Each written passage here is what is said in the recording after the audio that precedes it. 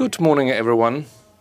My name is Chiara Lucchini. I'm a member of the Urban Lab Torino.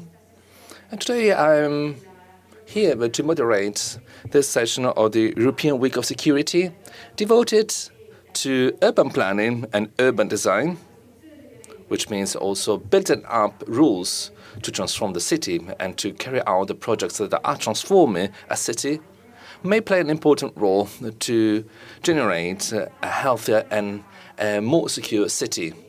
It's going to be a very intense morning session with many different interventions, many different kinds of speeches, presentations. We have many different guests here in the studio. There will be then recorded contributions. So there will be international guests that are going to dial in from many different places in the world that are going to contribute to this morning's session.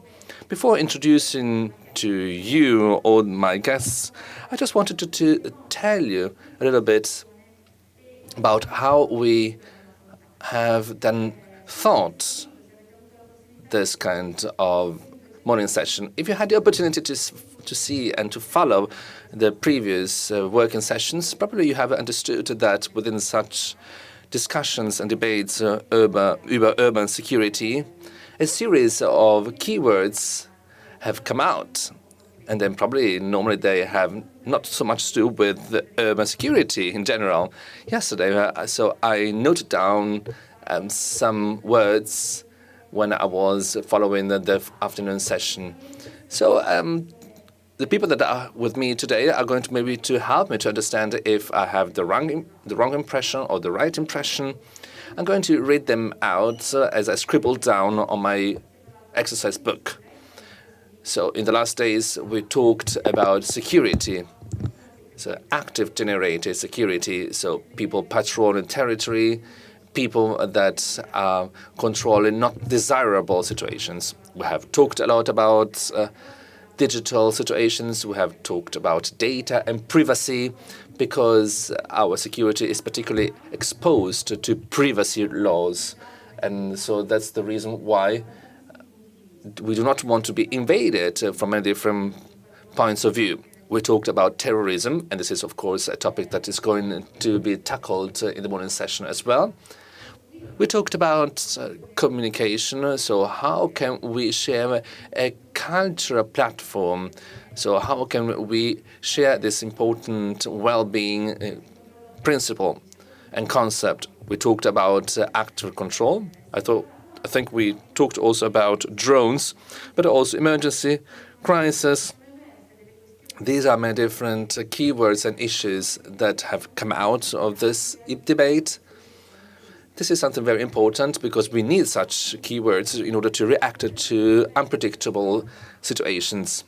So if we try to put together all these concepts into a debate, particularly focused on a city with its physical dimensions, well, we probably may wonder, how can something transforming on a long term, just like a city, react to an emergency? An emergency, as per definition, is something that needs to be tackled immediately. So when we were talking with our speakers, I'd like to say that this morning session is made of only women. So it's particularly interesting to see that the topic of security and well-being is something that we really need to face. When the city of Turin suggested the Urban Land to moderate this session, the first thing we thought of was then feeling well in an urban context and space.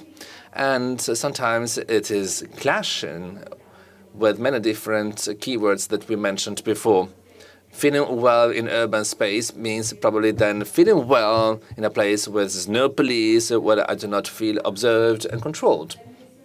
Because the public space in a democratic area, just like a city, makes me feel well because, I normally do whatever I want, in inverted commas, so I can have a spontaneous behavior because I feel in a comfort zone. It is not only that, for sure, no. So feeling well, feeling secure in a space, in a city, is not only that, for sure not. But today's debate is going to deep dive some of the topics that have been tackled in a very specific and deep manner. Well, I think that now our task is going to stretch this security concept and issue, to stretch a little bit the concept of feeling well and feeling secure within a city, within an urban context. Because from the point of view of urban planning and design, the topic security is huge. We were talking with our speakers. I'm going to introduce them to you very soon. When you plan a city, this means a million of things from the hydrologic point of view. So you're not going to build houses on rivers, banks, for example. This is going to be trivial, but not always so trivial. But planning a secure city, as we're going to see during this morning session presentations, means also then planning collective spaces which are more difficult to invade and to attack. We're going to talk about the case of Nice. They are going to tell us something about this very strong criticality, fragility, especially when you talk about urban space and European city. The fact that the public space of European cities is open, accessible, and available to everyone. As we were saying before, this is something that is particularly related to democracy, and it is something that is also related with, how can I say that, with the feeling of security and control. I was thinking, since I have here people that are studying our city's contests, I was thinking of Jane Jacobs' trottoirs, this American anthropologist that was thinking of urban security as a kind of sub-product of an indirect control that comes from the way people live their city, and from the idea that all stakeholders within a neighborhood somehow are also controlling some of the portions of such a city in an indirect way. So, for example, I would say I live here, so I want to have this place some particular features. So, for example, she was saying that people that are leaning out of windows are seeing everything in the city. So this is just like being in a city with many different cameras. And of course, this is something totally different, I would say, than with active control by people. Of course, the situation now is a bit different. Things are a bit different. For the time being, we're having different accidents in the city. So, and there are so many different debate elements that we would like to, of course, to submit to our roundtable today. And that's the reason why we need to ask ourselves about the kind of city we want to have for the future. But the urban planning and the urban design would like to have a space for the future. So they wanted to understand how we can imagine a future city, a more secure future city through urban planning, urban design. Due to the time framework, I'm going to leave the floor to our speakers. I'm just the moderator today. I'm going to introduce to you the two people that are together with me here in the studio, Rosa Gilardi and Cristiana Rossignolo. Rosa Gilardi is the director of the urban area for the city of Turin. She's an architect. She has a huge experience in urban planning. I'm going to give you an example, but this is just one of many different projects and initiatives Rosa is focused on.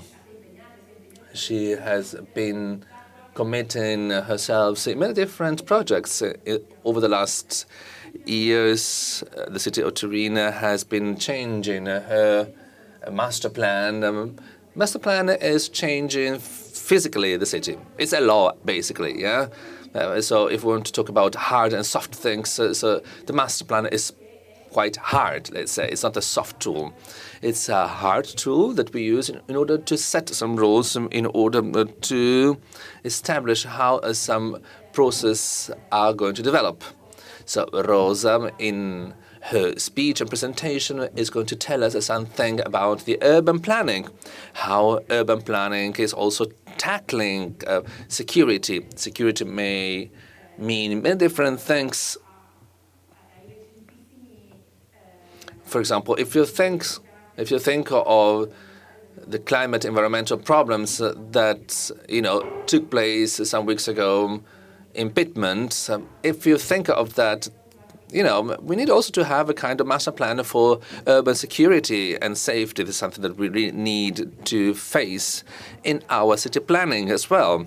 Rosa is going to tell us something about urban planning. So the perspective of those who plan some rules, those who might generate indirect effects for a more secure, a more comfortable city that is much more able to react to such needs. She is going to put together her many different experiences during her life, during her professional life, and with many different experiences of the city of Turin. Together with us, we have today Mrs. Cristiana Rossignolo. She's a geographer, and she's associate professor of the Polytechnic of Turin. She's going to tell us something very important in the city of Turin. This is the so-called Aurora Lab experience. It's a lab that is carried out by the Polytechnic of Turin and by a multidisciplinary group of professors.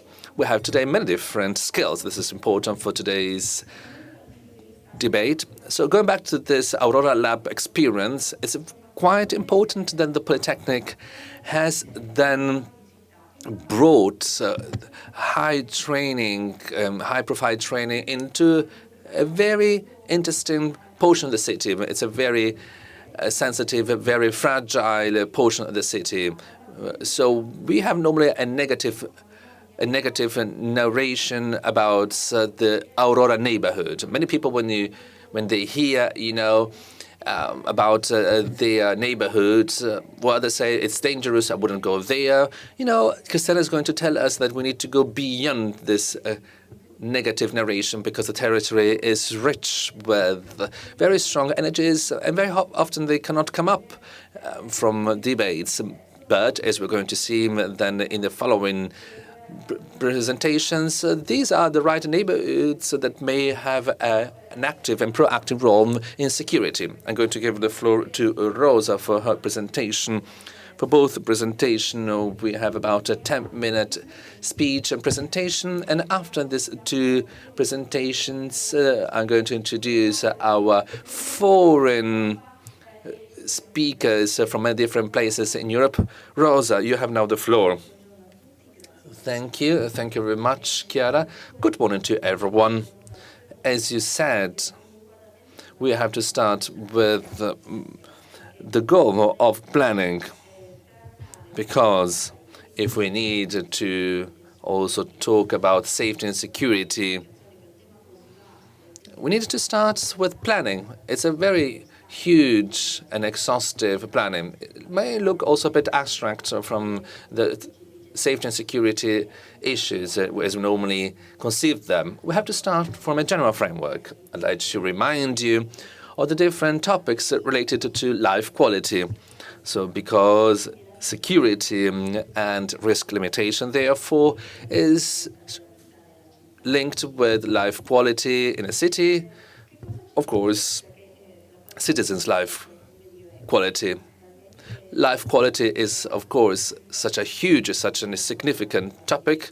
So therefore, we needed to be based on some definition. The World Health Organization says that life quality is linked with security, safety, physical well-being, mobility, and social relations. This is a particularly important environment, healthy environments, but also then personal and cultural and religious convictions. So this huge goal must be then reached within a right planning process. So we have to consider that all that must be embedded in security and risk limitation. What is risk limitation within city planning? So it means that risk may be different, may be natural and anthropic, but also social.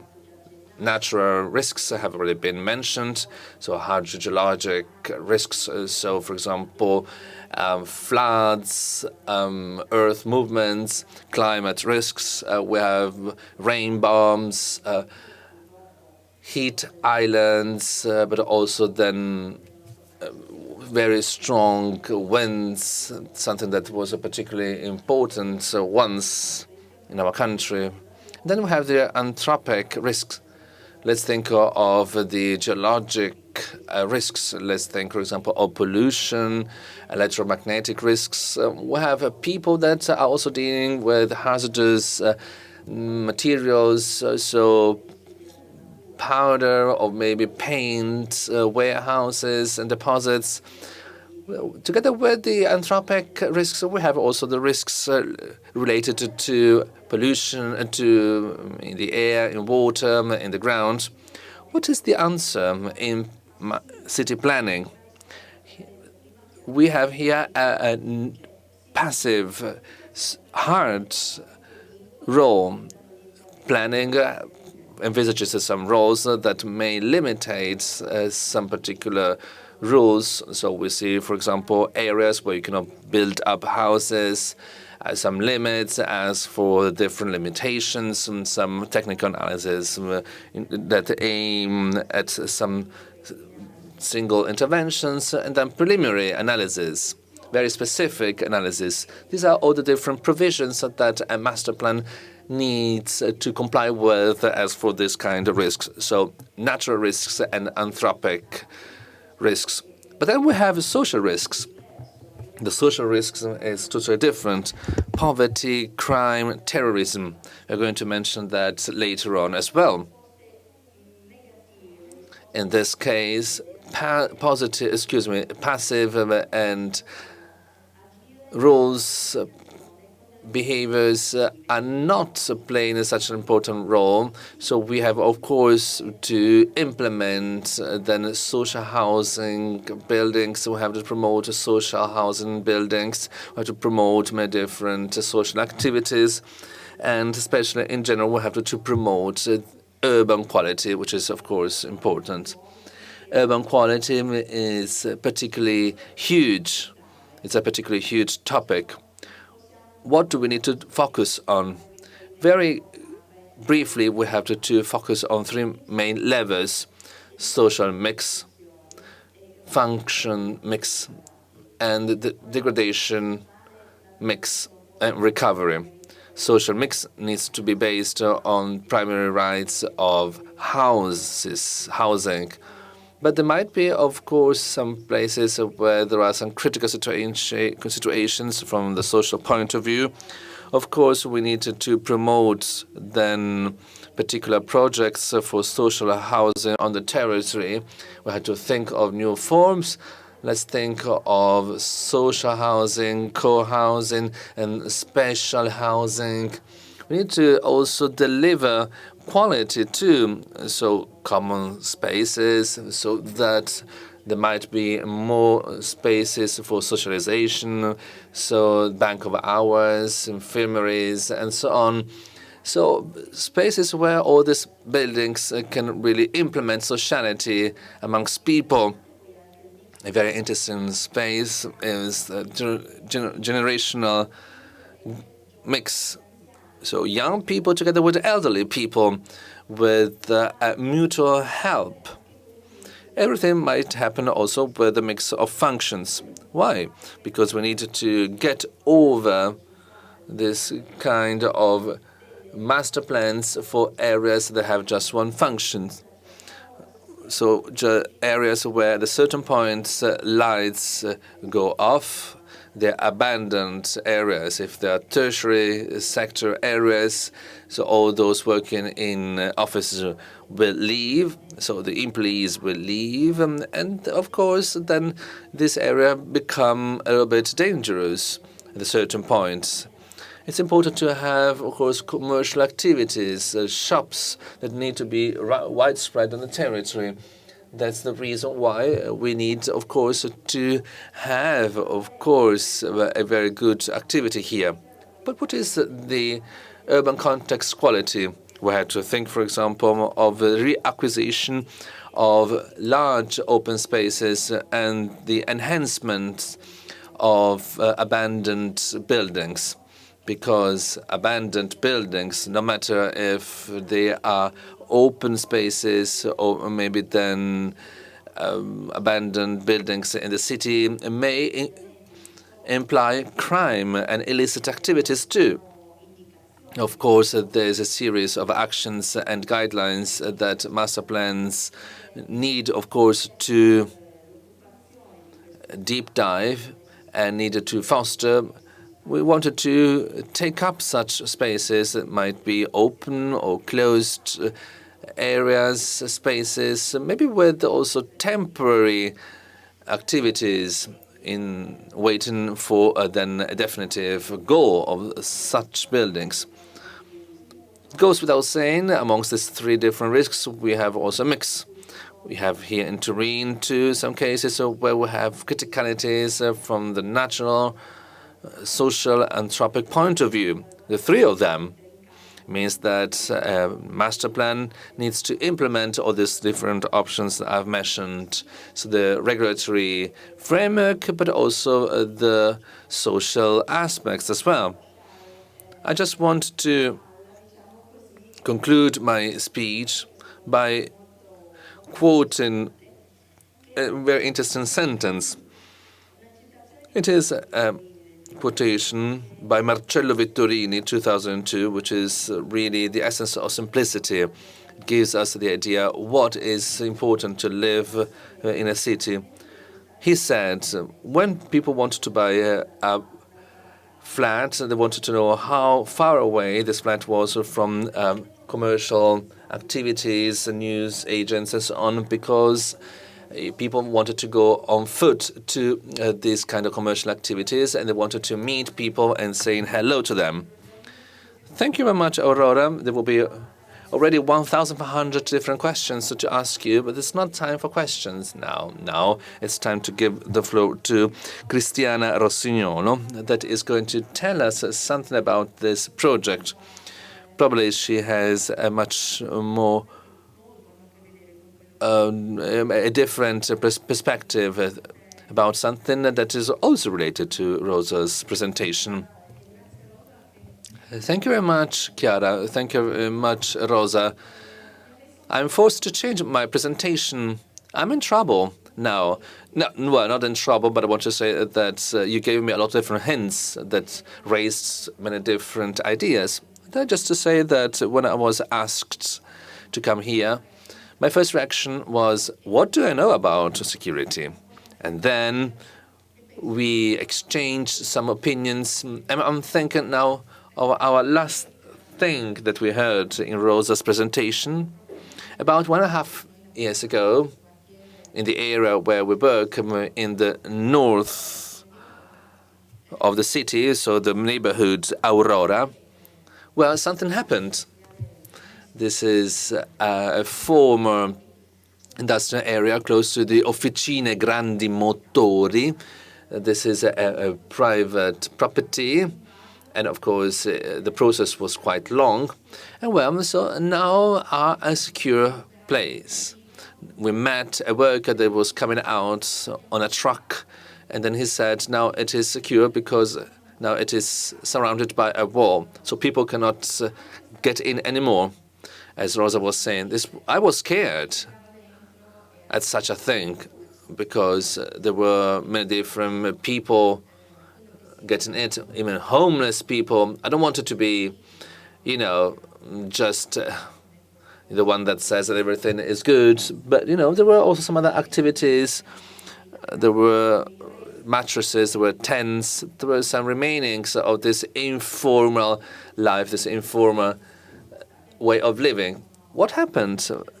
Now these poor people are in the so-called trincerino in the city, some others went to a different street. But now, so we're not scared anymore. Now it's a secure place. That's what we heard.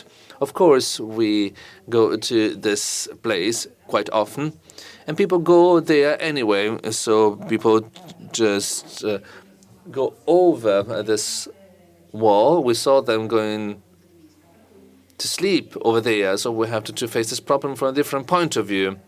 So this was just an example. But I'd like to tell you something about two different things. The starting point is this challenge that we wanted to face and to meet in the Polytechnic. So, which means the Polytechnic going directed to the local territory. And this was our first attempt. This is an image that shows you something. This is the Aurora neighborhood. You see the Mole Antonelliana profile. We're very close to the city center. So we started 2 years ago this project. It is a challenge. We wanted to go to our local territory and we wanted to have basically two different kinds of actions. We decided to act. So as Chiara was saying, so we're not only urbanists but also sociologists, architects. Now we have also some design experts, energy engineers, and so on. So we're going to extend this group. It is a variable geometry group because there's no business, basically. It's just like a kind of interest that we have. So, and we started also to work with our colleagues from the University of Turin. So not only the Polytechnic. So Aurora Lab is not only a small game carried out by the Polytechnic, but also by the University of Turin. This is an image. It shows you the neighborhood of Aurora. We are in the northern part of the city, very close to the city center. This is a map that we use for our strolls, for our walks, and these are basically our goals. We have an educational goal. I'm a coordinator of the planning university course, and we were fed up with studying all these territories. And at a certain point, we wanted to take our students to such a territory. So, you know, this usual school trip, let's say, this is something that works. We still do that, but it has some limitations, many limitations, because then, of course, students come back alone, but things are different. Then, so we wanted to stay there on the territory together with our students. I'm going to tell you how we stayed there. Our second goal was to take the university and its experience and our skills with all the limitations of our with our on-field research. We wanted to try out something different.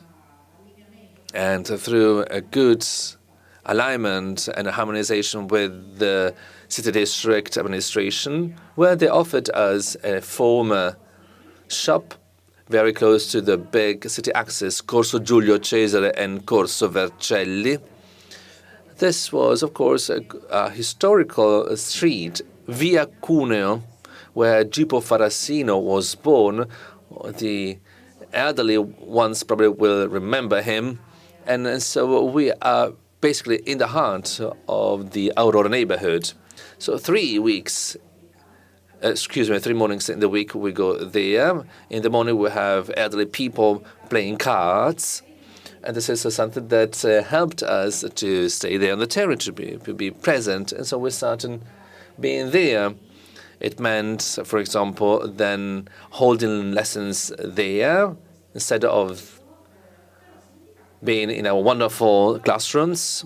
And of course, now everything is now suspended right now, but we were always inviting somebody. So, for example, the neighborhood committees or the president of the city district administration or maybe some other important stakeholders in the neighborhood, just like, for example, artists. So now the context is used in a different way. This is a series, this represents a series of limits and limitations, but it's a kind of presence on the territory. Rosa was also mentioning trade. This was a small commercial street with small shops.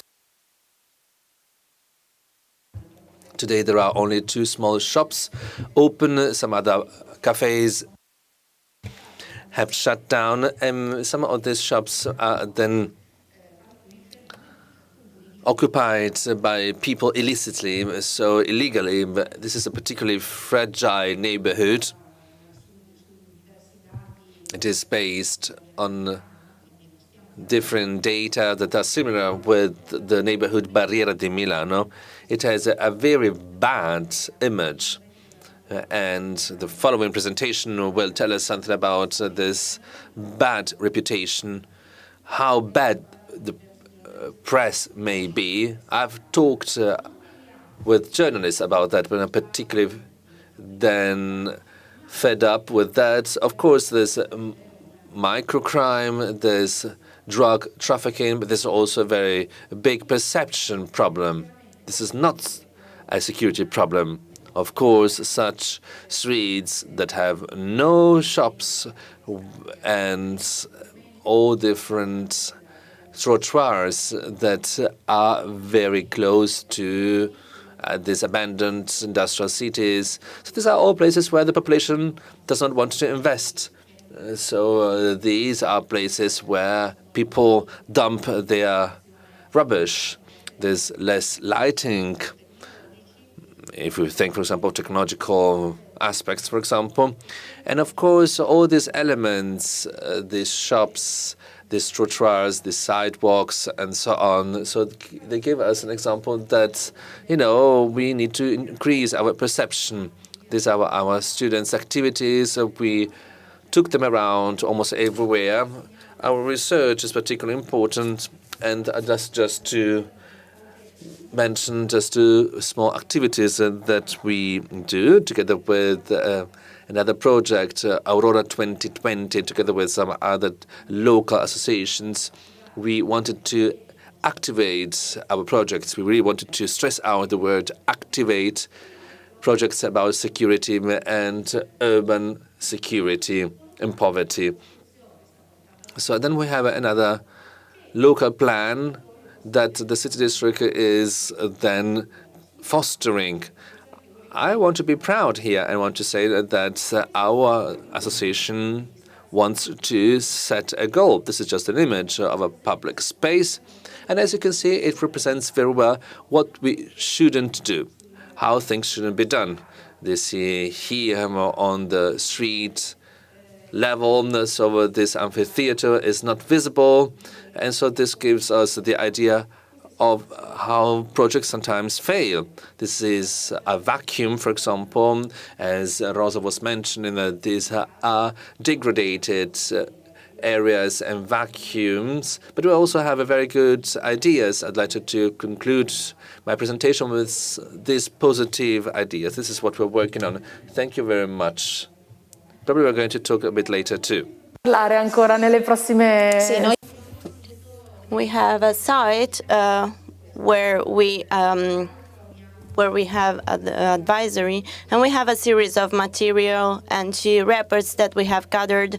And I would be pleased if the people that are listening to us would like to see. I promote it because I saw it, and it is very interesting because it is explains clearly what has been done. I want to thank them because I believe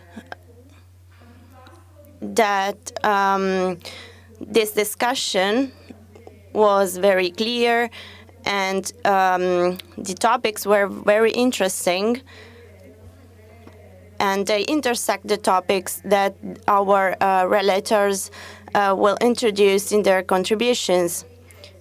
Because you have talked about the physical dimension, you've talked about the rules, and you have also talked about the community and people. And I thank Christiana because she talked about a topic that will be also present in the last presentation. And this topic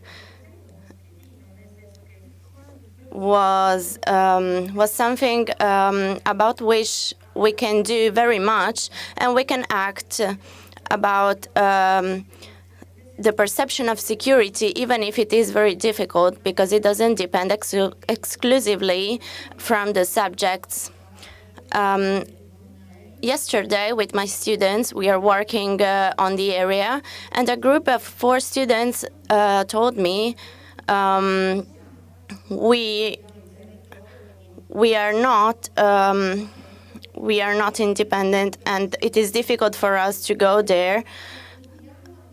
So we are talking about the gender question. They don't feel at ease because they are women, and this perception is different from the subject that experience this.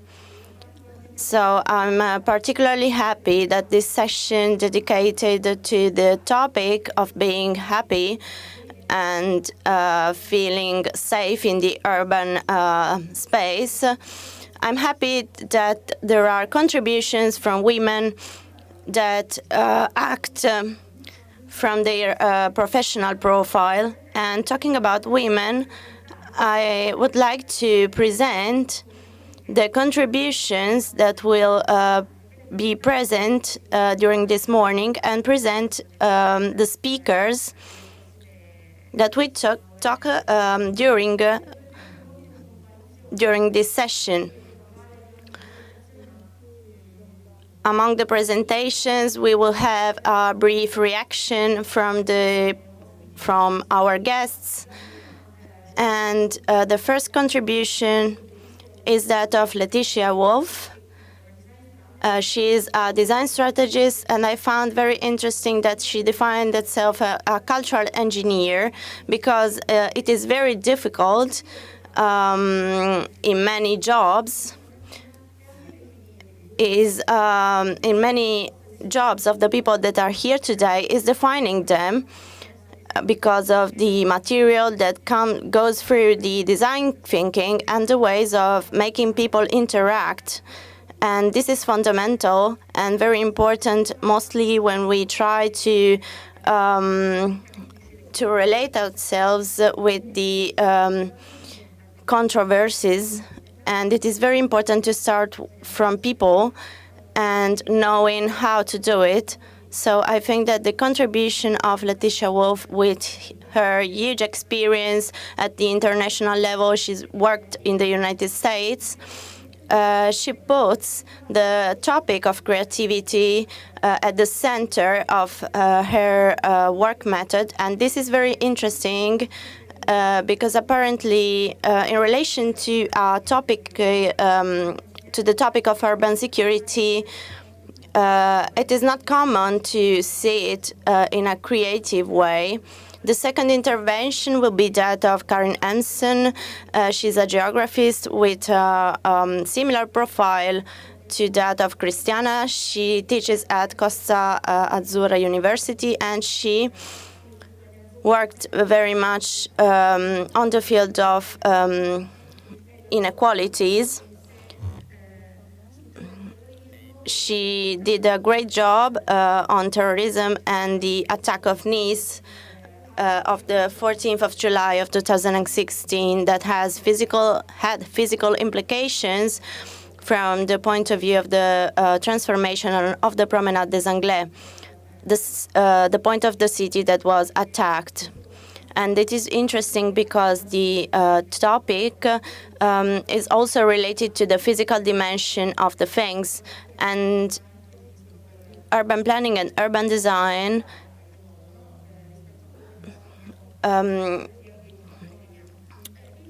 transform the places where we live. Another contribution will be given by Elettra Bordonaro, and her job is difficult too, also to define. She is light designer, and she will talk to us about that. She works in this field. She has been working in this field for 15 years, and it is interesting because even in her case, her job is between the theoretical dimension, so to construct theory about how planification can be done, planning can be done, and both from the point of view from the professional point of view. So in our case too, the presentation will be interesting because it shows us something that has been done, and she is also visiting fellow to the London School of Economics at the sociology department, and she's part of a science group. Configuring Light is the name. And this group integrates social design and designing light. So it is interesting to see this topic in this discussion. So there is the social dimension, the relationship dimension, and the way in which we shape the territory when we transform it. And I believe also there is a thought about how we do things and we imagine to do in the future. So I would leave the floor to Letitia Wolf, that will be together with us after. Thank you very much.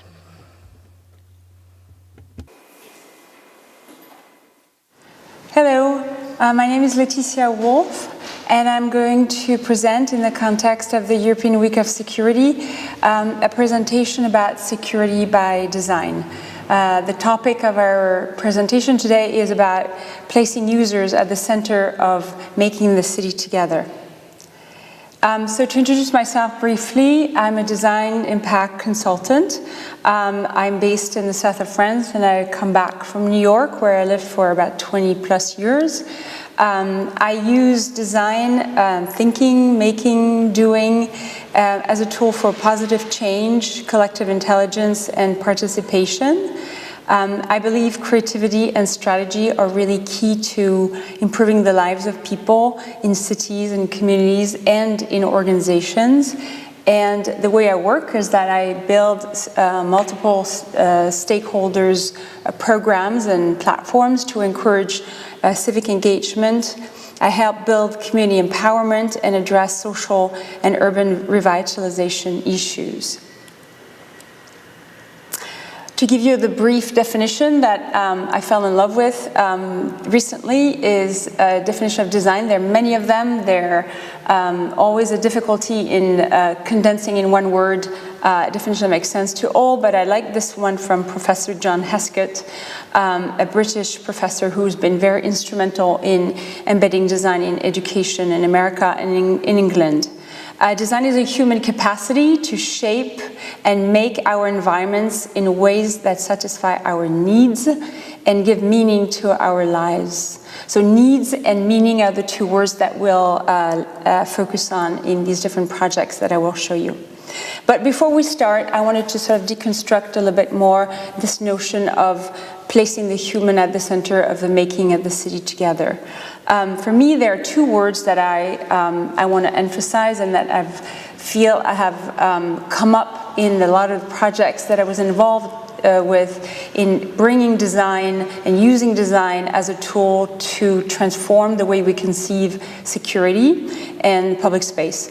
One is integration, and the other one is human-centered. So the question we want to ask ourselves today is like, what are the tools, what are the design tools and strategies that can be leveraged to facilitate the integration of safety in urban planning, in the making of public spaces, and how can citizen participation be leveraged as well in the making of the cities? To start, I wanted to sort of provide you with like basic founding principles of a secure space by design. Just as a reminder, these are notions that have been on the radar of a lot of urban planners, but I think highlighted even more when it comes to the integration of the question of safety in the creation of new public spaces or the transformation of existing public spaces. Visibility. This idea that seeing and understanding how the space function and how it's organized ease the sense of position in public space. We can read the public space. We can feel safer that way. This photography I wanted to mention was pulled from a very interesting project that was organized by Edna Peza, a young woman who works in Paris on issues of security and public space. It's an image that was taken from an open call for photography that was part of a project called Intangible Project, Perception of Insecurity in Cities.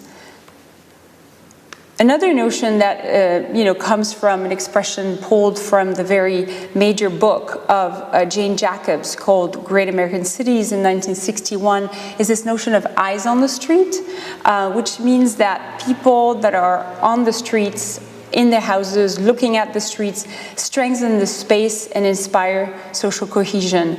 The more people are aware of what's happening around them in their local neighborhoods, the more safe people feel. Socialization is, of course, this notion that the more lively, the more active, the more animated and activated a space is, the more social and human interactions happen, the safest the place. And territoriality touches on this notion of creating a sense of belonging to a place, appropriating the space to make it yours, and therefore create a sense of respect and care for a place as opposed to finding ourselves in situations of civic lack of respect. Finally, legibility is the idea that design can help offer a clearer hierarchy, a sense of orientation, and provides a stronger identity of a place. Another report that I was reading recently called Safe Place that was produced by the Criminal Justice Department of the Mayor's Office in New York shows that the more a place has character, the more it's defined, the more it has colors and cultural references and activation by stories that are vernacular, the more safe people feel.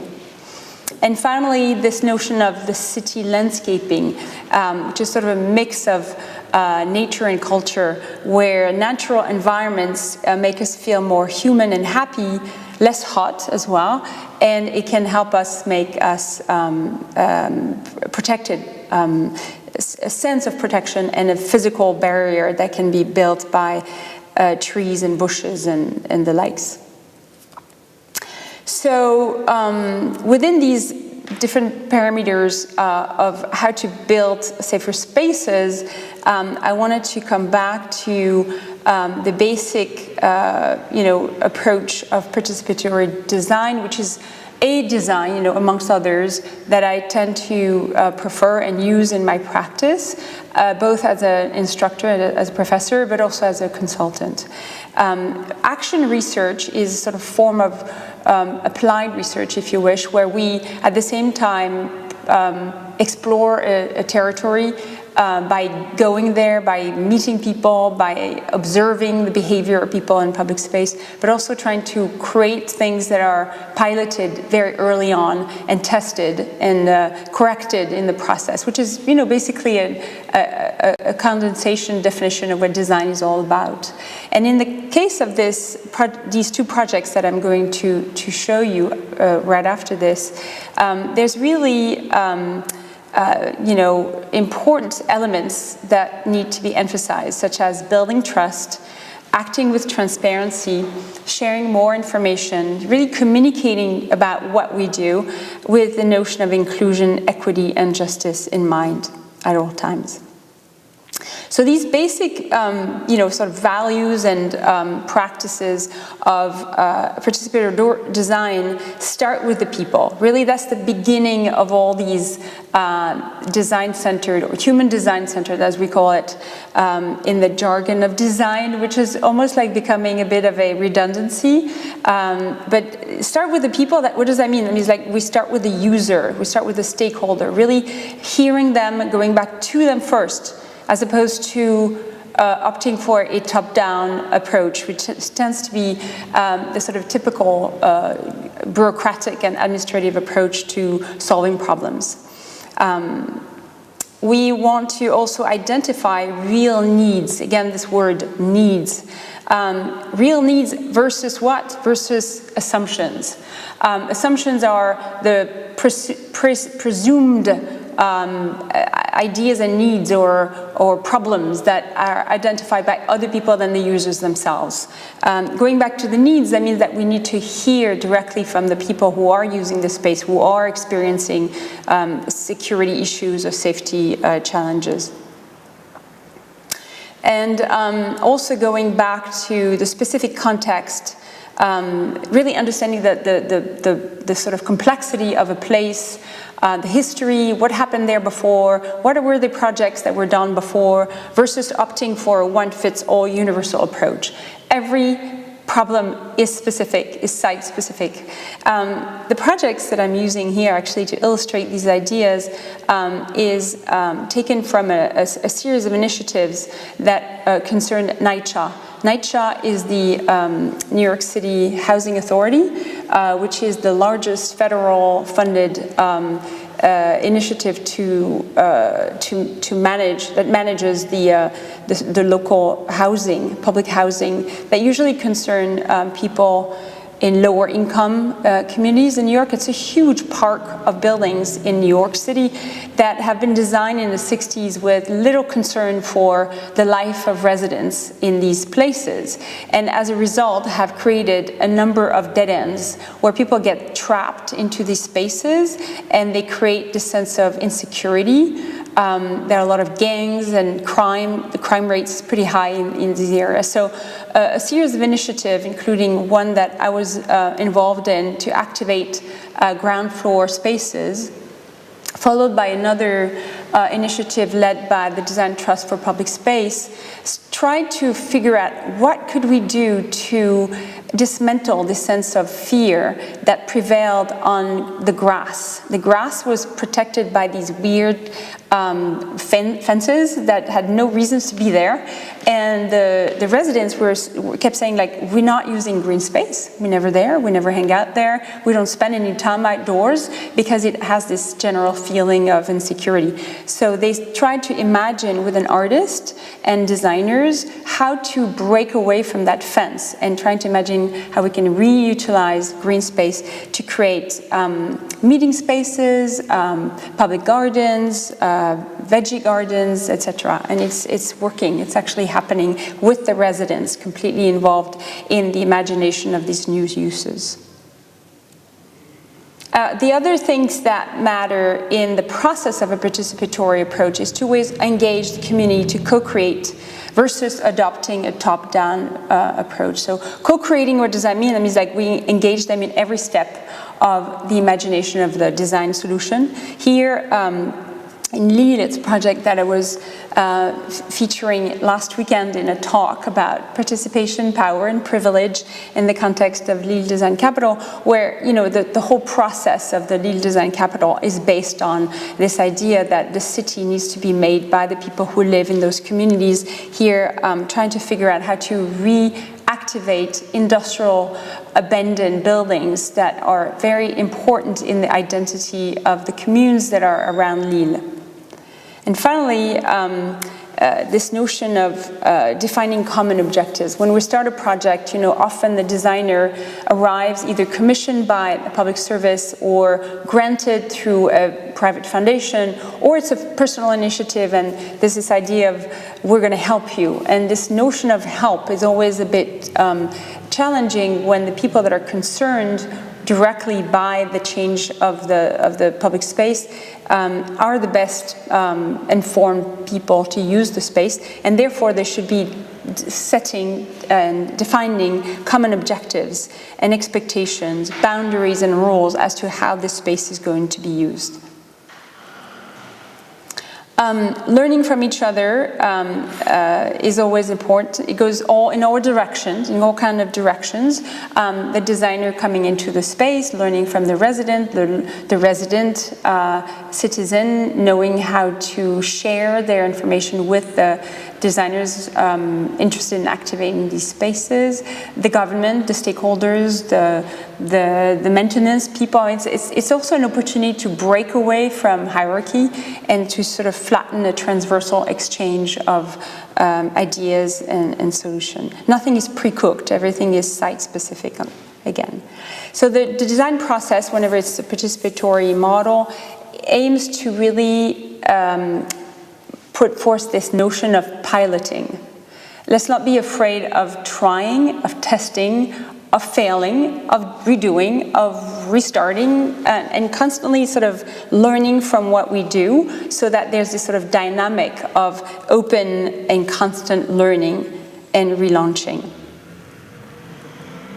So now I'd like to share with you a story of how these notion and these values and these sort of principles have been applied to a project that I led in 2016 in New York, in Brooklyn more exactly, in the context of a summer program that I led for about 7 years at the School of Visual Arts, which is a school that has a design program called Impact, Design for Social Change. In this case, we were commissioned to really address a notion of safety and community participation, invited by Town and Gown, which is an applied research platform that sits within the city of New York and that had established already a collaboration with NYPD, which is the police department in New York. The NYPD program called People's Precinct was at the time just implementing a new way of policing the community of the 73rd Precinct, which is in Brownsville, using methods borrowed from California, from Los Angeles, that were sort of putting forth this notion of community policing. So what does that mean, community policing? You might all know what it is, but I'm just reminding for those who are less familiar with that tactic, is to really provide strategies that are designed to strengthen police legitimacy while also controlling crime. In community policing, legitimacy and procedural justice, rather than just the law, build police authority in the eyes of the community. So it's really to try to emphasize the relationship, the human relationship between the police officers and the community in which they work, even though by law they're not supposed to be coming from the community. The project had been started in many different scales and with different partners here, a number of schools that had approached the neighborhood of Brownsville, which is in deep Brooklyn, one of the highest crime rate, one of the areas in which very few people come to the police to denounce crime. It's a very high rate of college dropouts, you name it. The first collaboration that was developed through design within YPD was actually happening through Pratt Institute with the architectural department, and the students imagined how to transform this bunker of a police precinct, which looks pretty uninviting, to create a sort of introduction space that would be more welcoming to the community, that would be sort of a passage where people could actually meet and sit, and there was also a possibility to insert a number of new services, social services, financial literacy services, so trying to break away from us and them, the bunker and the rest of the city, and trying to really integrate some social services within the police department. The second phase of research was led by another school called the New York City Interior Design School, and they worked strictly on one little space within this bunker of the precinct, which was the vestibule. The vestibule was a large entrance SAS area that was where people were sitting and waiting before they were called in by the police. A lot of the people that come in that vestibule come and visit people that are in jail or temporarily taken by the police There was also people that were coming to pay a fine. So a very wide diversity of situations and very different experiences of why people come to this space, which created a strange mix of needs, in other words. The interior design students really worked around facilitating a more welcoming aspect, trying to work on colors and materials, while at the same time considering all the restrictions that a police precinct has in terms of security. So bulletproof walls and materials such as glass. None of these projects, despite their true involvement with the police and the time they spent in talking to the police officers, got really implemented, unfortunately. But they sort of opened up a dialogue with a community of policemen that we were actually exposed to about a year after. So when we came in with my students at the School of Visual Arts, we were sort of given this existing body of research, architectural, interior design, and we came in with communication design as another way to address these issues of trust and building a transparency between the police work and the community. One of the things that was in common to all these projects was the idea that if we could diversify the use of the vestibule within the precinct, people would come without fear.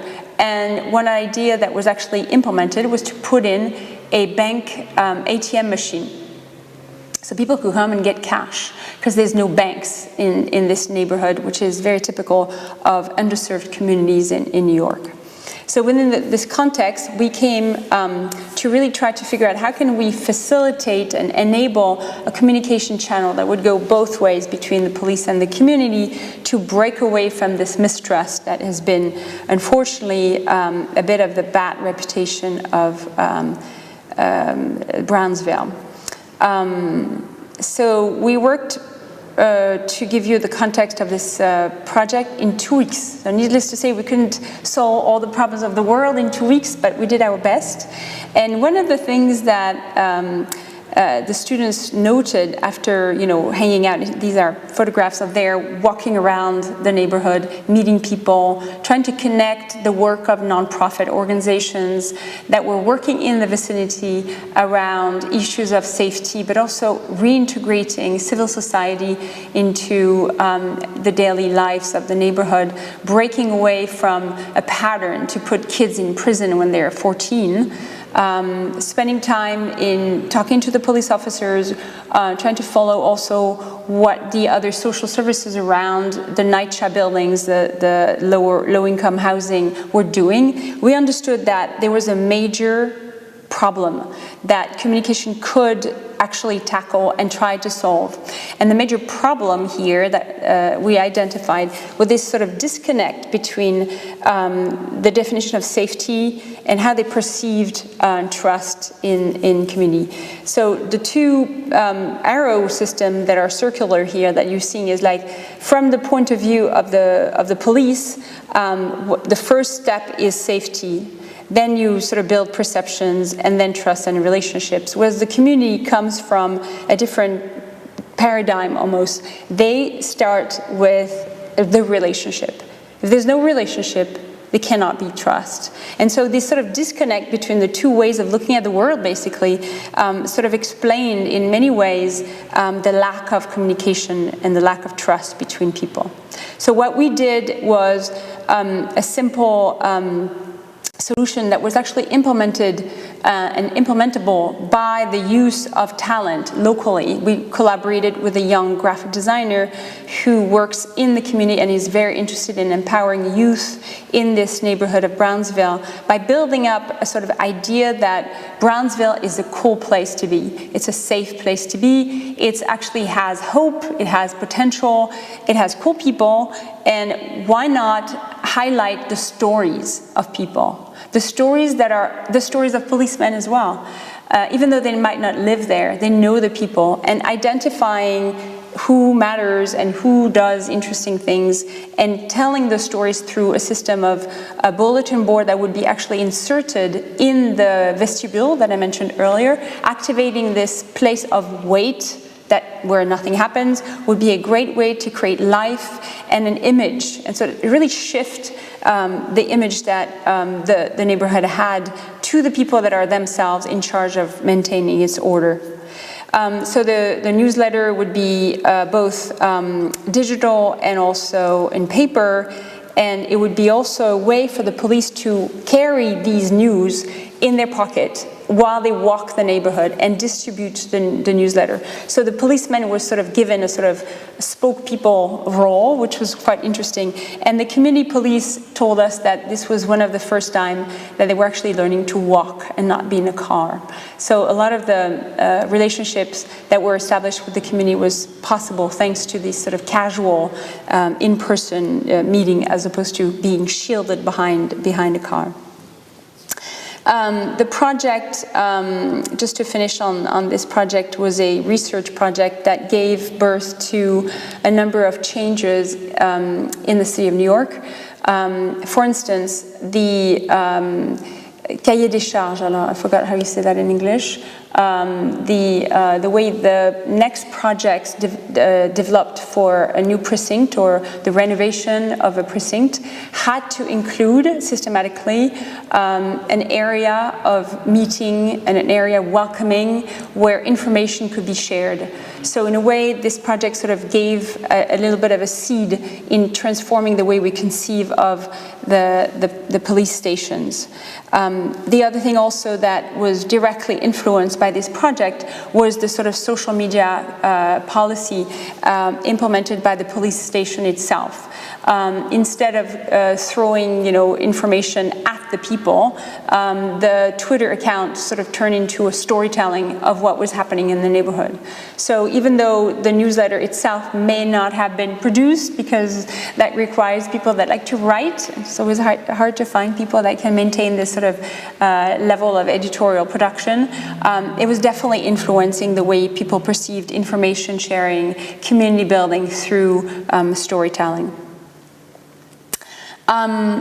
Another project that is demonstrative of this application of a participatory design approach to security issues is the one I led under the guidance of Florent Cipolla with the Métropole de Nice last winter, and we had the luck at the School of Design here in Nice, called the Sustainable Design School, to undertake this action research on the territory of the Promenade des Anglais. And the idea was very different here. We didn't have the sort of preliminary background history of other schools having explored the topic. We came in fresh, but at the same time, issues of security in public space after traumatic events already processed, because we were in 2019, 2020, and the traumatic events had happened in July 2016, were sort of somewhat have been integrated already in the sort of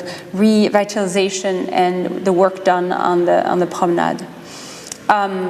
What was very typical of the approach promoted by the Sustainable Design School is to start to think of this as an opportunity to illustrate one of the many 17 SDG, the Sustainable Development Goals of the United Nations, which is part of the pedagogy of the school. So trying to figure out how can we actually implement and demonstrate how these goals can be actually implemented in real life. So we started with making cities and human settlement inclusive, safe, resilient, and sustainable. Number 11.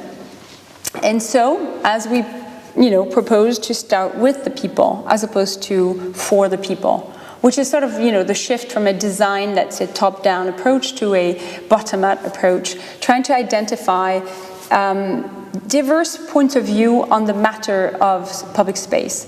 public space in relation to security and safety. So not just speak to the experts that we had access to through the Pacte Sur program that obviously allowed us to have an incredible level of expertise in the room, but also go to the users of the promenade, the resident, the Niçois, the tourists, the kids, the retired people, the cleaner of the beaches nearby, and trying to really open up, like, who is an expert?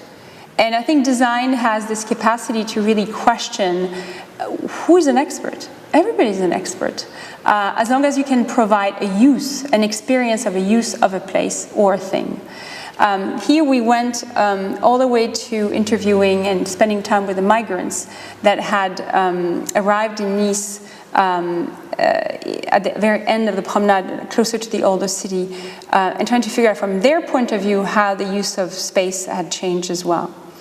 So the students in this process of interviewing and observing pattern of behavior and how people walk around these pillars that had been set on the promenade noticed the sort of difficulty to pinpoint these notions and controversial issues of terrorism, of fear, of responsibility. And so they came up with the idea of designing games. Design has, many fields in which it operates. Game design is one of them. Game has also become, over the past, I would say 5-10 years, an incredible tool to explore. So the game can become not only an activity that gets people together and participate together, has roles, restrictions and a goal, but it also has an incredible potential to gather information. Hence the choice for these games that were inspired by pétanque here. So we actually created a game where you had to throw a square ball, which is very fashionable in villages these days, on a set of cards, and each of the cards had a word that would trigger a number of questions amongst the players. And we noticed in practicing this game in various places, notably on the streets of Nice and on the promenade, how it sort of deconstructed fears in and of itself, because suddenly people were talking about things they would never have spoken about before. We also set another game that was closer to a board game, which was called Parcours, and that sort of invited the participants to imagine a safe city. And what does that mean, a safe city? What are the ingredients needed to create a safe space? If you are set yourself as an urban planner and you are given a park, where would you hide? What are the furniture? What are the green elements? What are the trees? What are the lamps? What are the passageway that you would design to get out of there if you were followed by a very dangerous person? So really putting people in situations, imagining solutions for themselves. And again, this inclusive process, we try to practice it every day by diversifying the type of people that we spoke to, all the way to migrants, as I said. That was, a little bit of a far exploration of how far can we go into really getting points of view in the conversation. But what was interesting in the exchange with the migrants is that they are typically considered themselves as danger by most of the laymen on the street, when in fact they themselves had experienced danger and they were the victim of terrorism themselves. So it was interesting also to hear stories of how to reverse this notion of terrorism and fear and danger.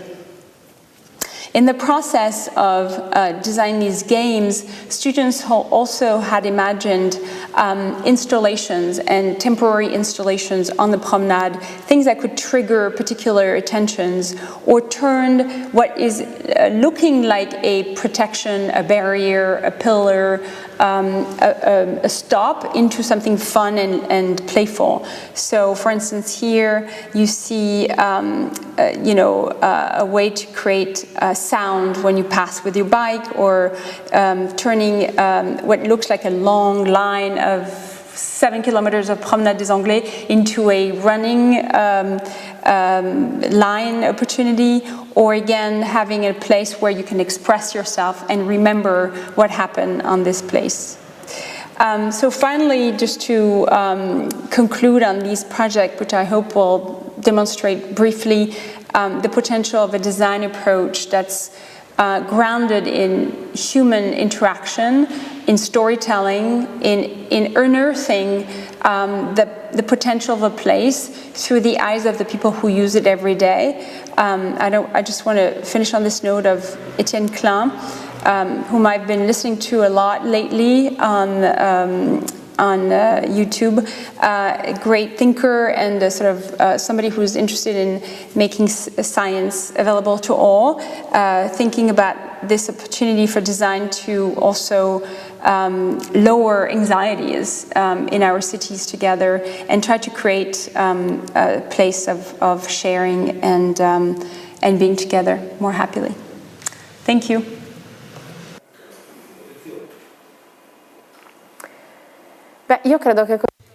Well, I think that this presentation has opened up many different doors, many different opportunities to talk about many different things. I have noted down many different things. We can also start from the end, let's say, about how to think about the relationship between generalized anxiety. We think that now we have many different anxieties and the real danger situations. I think that there are many different topics that may be also embedded in a particular framework, in the framework to work better on thresholds and also on passages. It's imagine, for example, a present that disappears, or maybe by thinking that there are some spaces that, collect many different people, issues. All the spaces need to be designed even better, more carefully, because these are fragile space. But I do not have the role of the person commenting, but I just needed to spur Christiana to tell us something about what you have just heard. So we have about 10 minutes. So Christina, probably you can make a comment. I think that Laetitia may also get into our morning session debate. Thank you very much, Christiana. I had to thank first and foremost Laetitia because she has given us a lot of different hints and stimuli. I have taken also many different notes, and I think the very first thing that I'd like to stress out is that this different approach to design. We come from architecture schools, and design was particularly focused and deep dived. We also have a particular design educational course, but she sees different aspects. It's not just a very nice pen, but it is also then something at the service of a territory.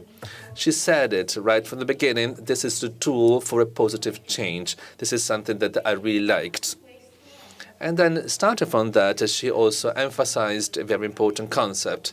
So participation. And I believe that in both cases, but particularly the one in New York, really struck me.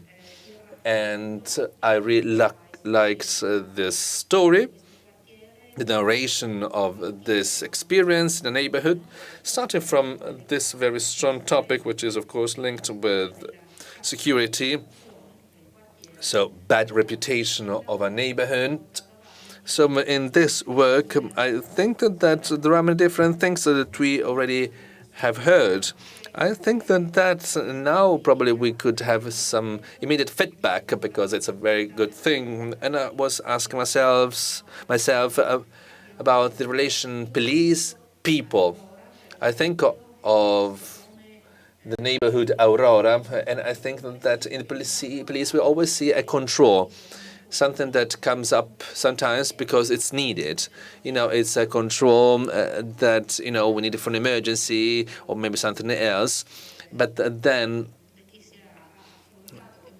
Leticia talked about something else. So the storytelling and perception, very often the storytelling is always negative. In the press, we always have this question. For example, in Corso Giulio Cesare, the police had to divide riots, had to divide people quarreling. So it looks like the police are always important stakeholders for this development. Another very important aspect that Leticia emphasized is this research approach. This is something that links us. This is something that I really liked, especially in some moments when she talked about inclusiveness, this inclusion in mind.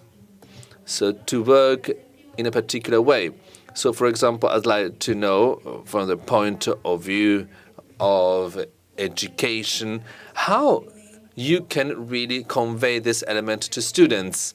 How can you convey, how can you transmit students this element? Because our students are already in the third university year, and they already have some experience, but normally they have their own backgrounds, and sometimes they have also their own personal experiences. And one of the problems is if there's a burnt down car, so it means if they have a particular perception to security, so if there's rubbish dumped in the street, so this is a negative element in their perception. And so they say this is a ghetto. And therefore, the fact that they wanted to start from some preconditions, so inclusion and inclusiveness. I'm thinking of myself, but I'm thinking of Rosa's work in the public administration as well.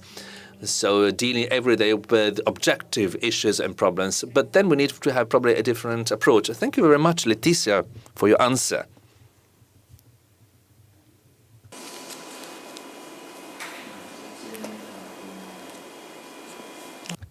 Leticia, are you speaking?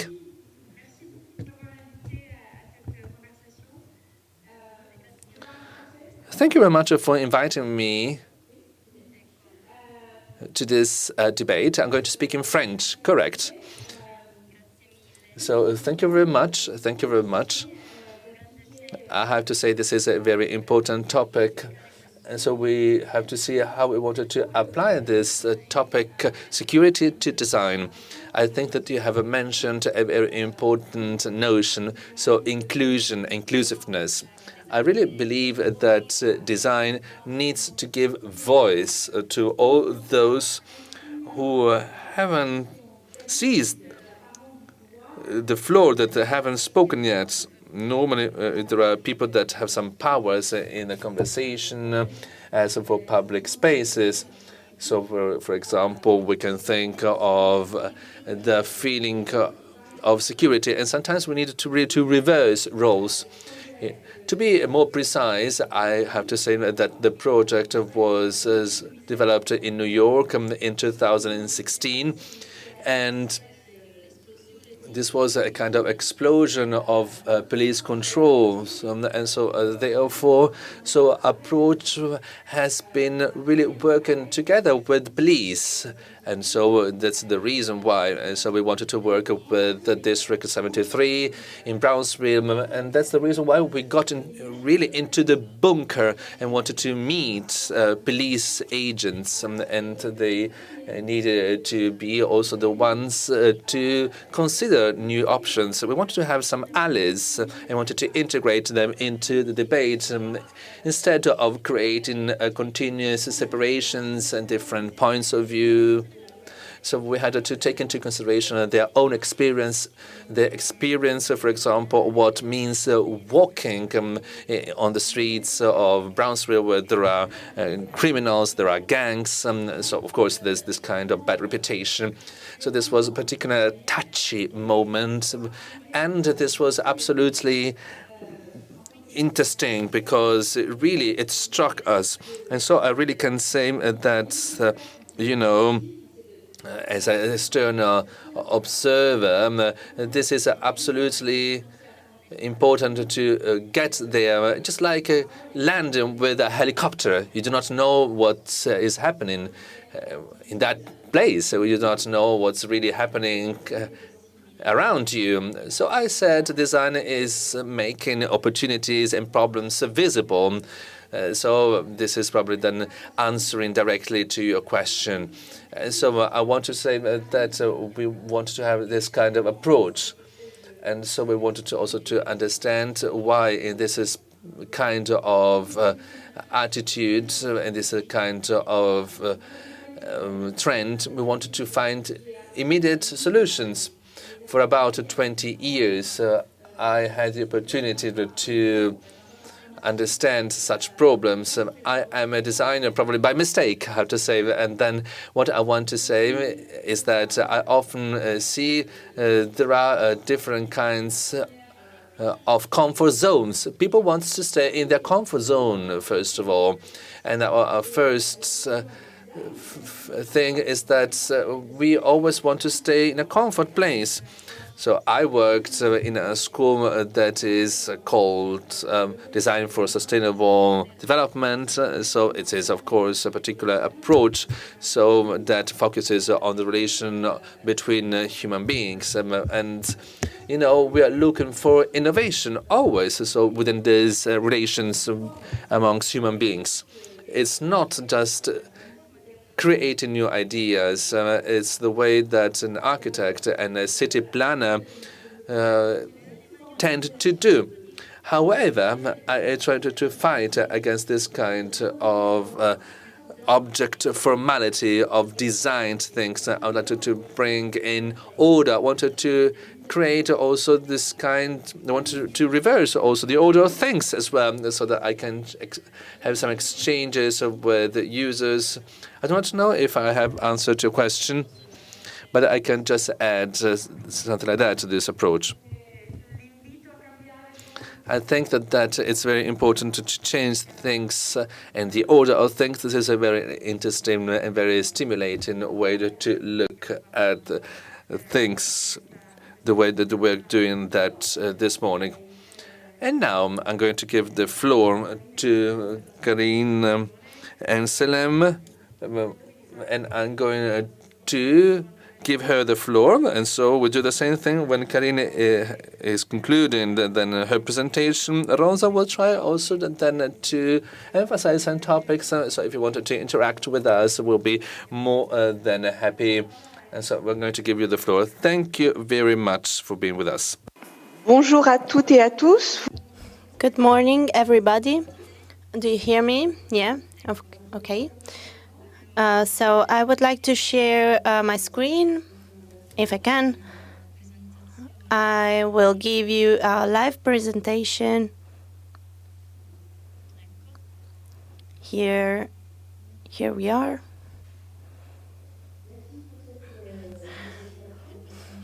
Thank you for the invitation. Do you hear me? Do you see the screen? Okay. So I'm Karine Amsalem. I'm a geographer at the University of Côte d'Azur. I'm speaking about security of public spaces through the role of urban planning.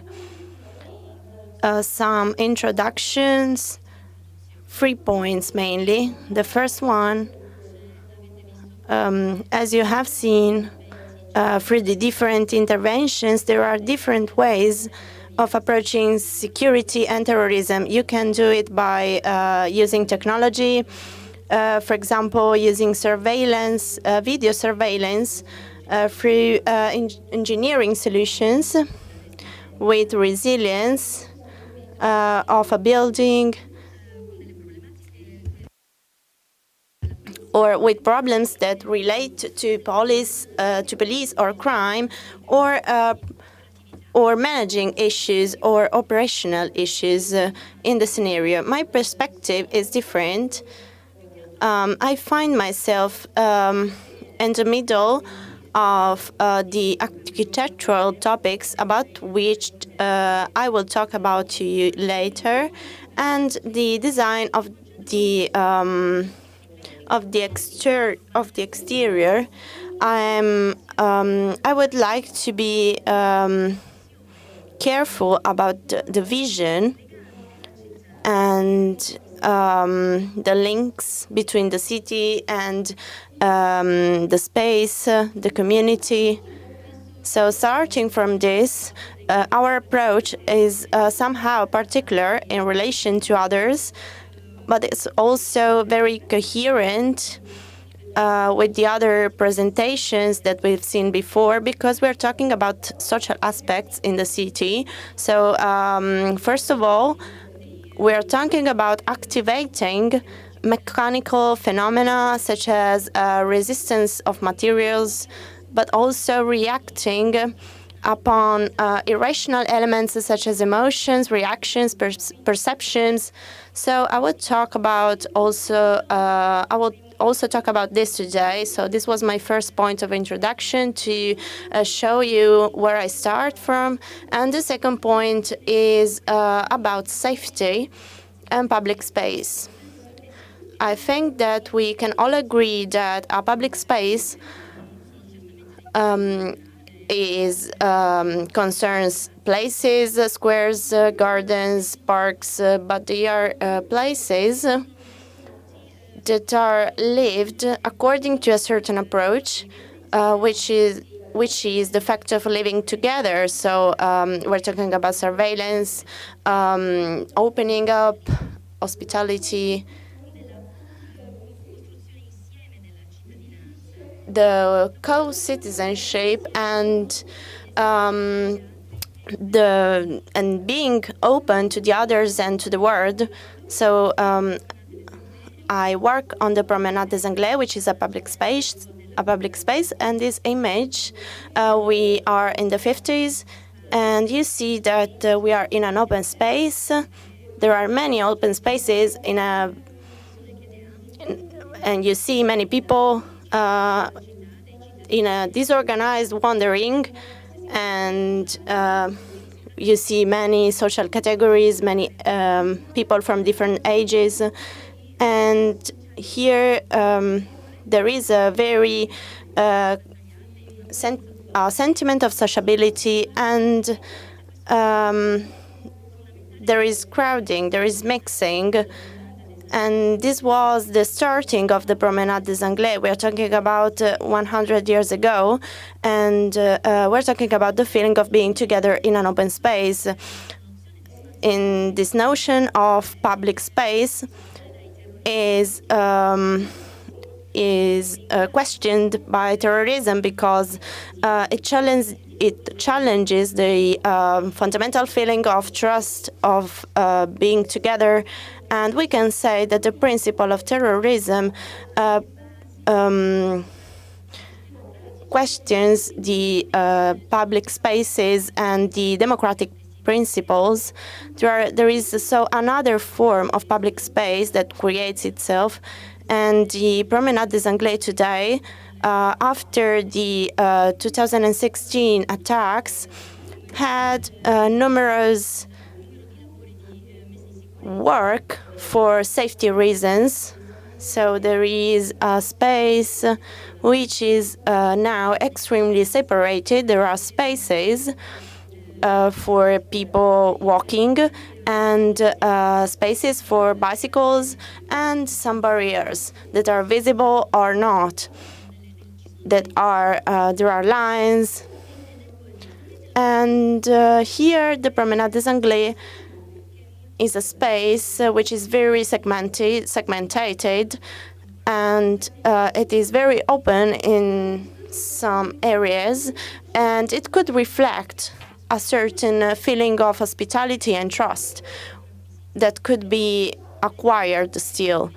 So we're talking about a public space for all or not. So these are the questions that we are facing through the perception of the public space, starting from certain fundamental elements. The third point of introduction concerns the questions that I would like to pose here that regards communication. So the question that I pose myself is, what are the special devices? So in terms of town planning or architectural terms, technicals or symbolic term, what are the spatial devices to be used to secure urban spaces?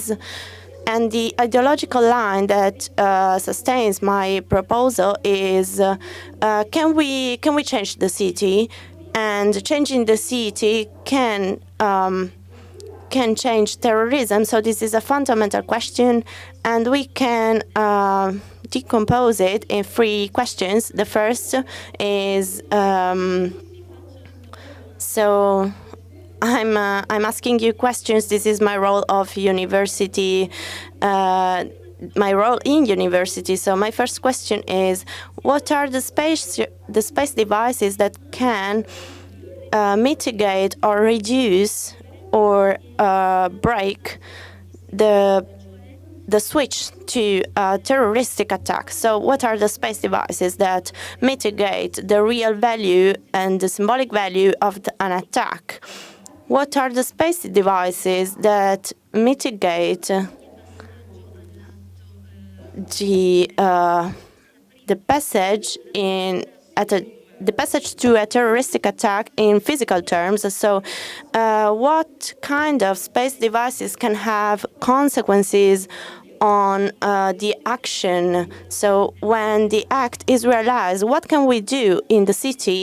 What can mitigate the passage to a terroristic action?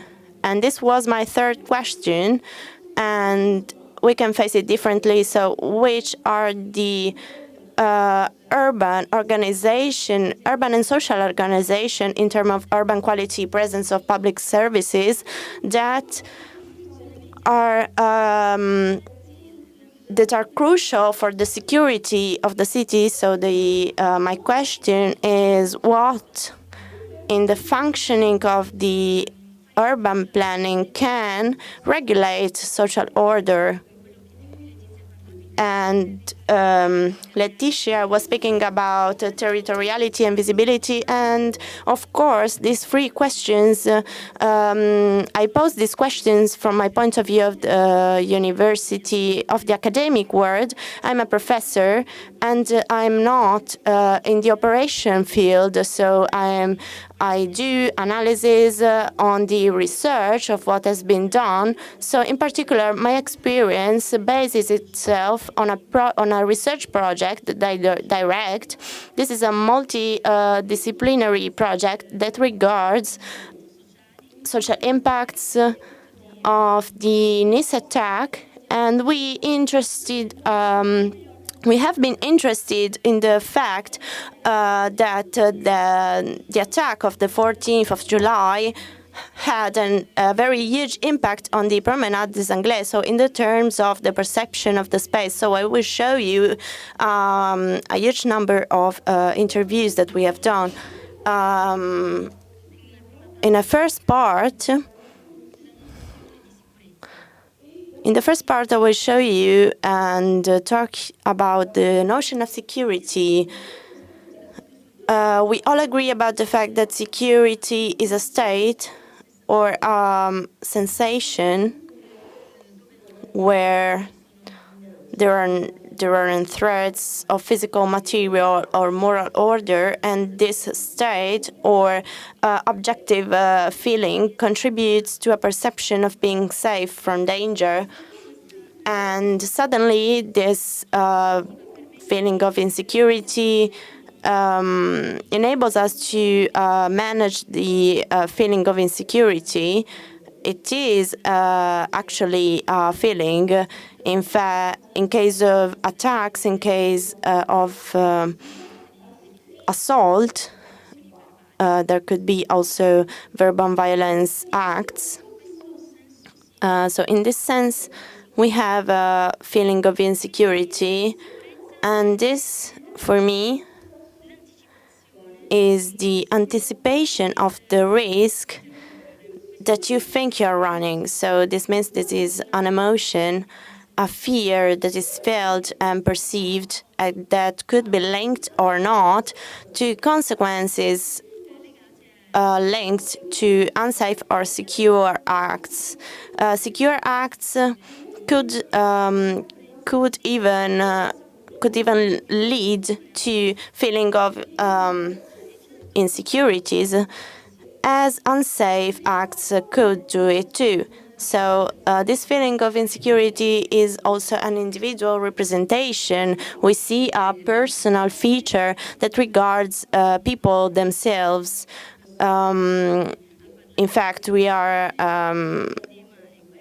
In fact, there are many women, including us, who talk about security. So this is linked to our personal experience, our age, and we see also the individual representation of insecurity. Sometimes it converges with the collective representation of insecurity, and sometimes not. The collective representation is obviously more complex to understand. For me, this is very important, and the feeling of insecurity is, in fact, a perception of the world, and it is a perception of the capabilities, the personal capabilities for action to the world, for reaction and protection. So the feeling of insecurity is not mechanical, not at all, and it doesn't reduce itself to a personal experience of violence and to pressures of disorder that could be visible or not. And to demonstrate that, I propose to base myself on some interviews made regarding the Promenade des Anglais, from interviews and meetings that had been done in the same time and in the same place of the promenade. So we see that two people from different ages, they perceive in a totally different way the security devices on the promenade. We're talking about a male, a 70 years old male, who described perfectly to me the lines, the metallic lines, that didn't enable the intrusion. So these lines demonstrated that the place wasn't safe from an attack, and everything could be possible at that moment. On the contrary, at the same time, we interviewed 30 years old male. He was running on the promenade, and the relation with the space of the promenade for him was through the ground, through the coverage of the ground. There is a very particular coverage of the ground linked to security. This is done through special materials, and according to him, these materials reduced his capacity to run, and this disturbed him. So he was disturbed during this running, and he didn't see the lines and the other security devices. So the Promenade des Anglais hadn't had a knowledge of the attack in that day, and it wasn't linked to security measures, but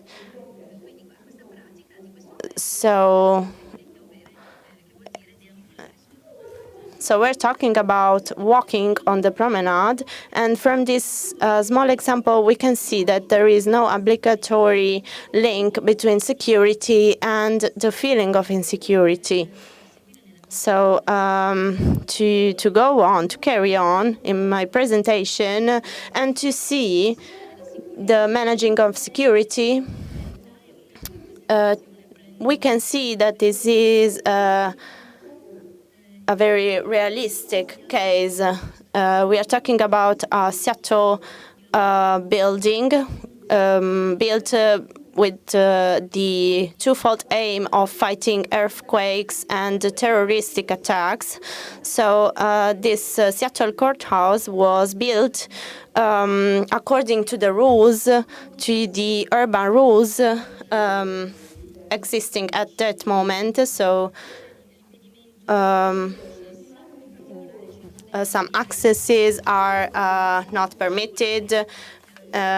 We have special material used. There are plants that are barriers, that creates barriers.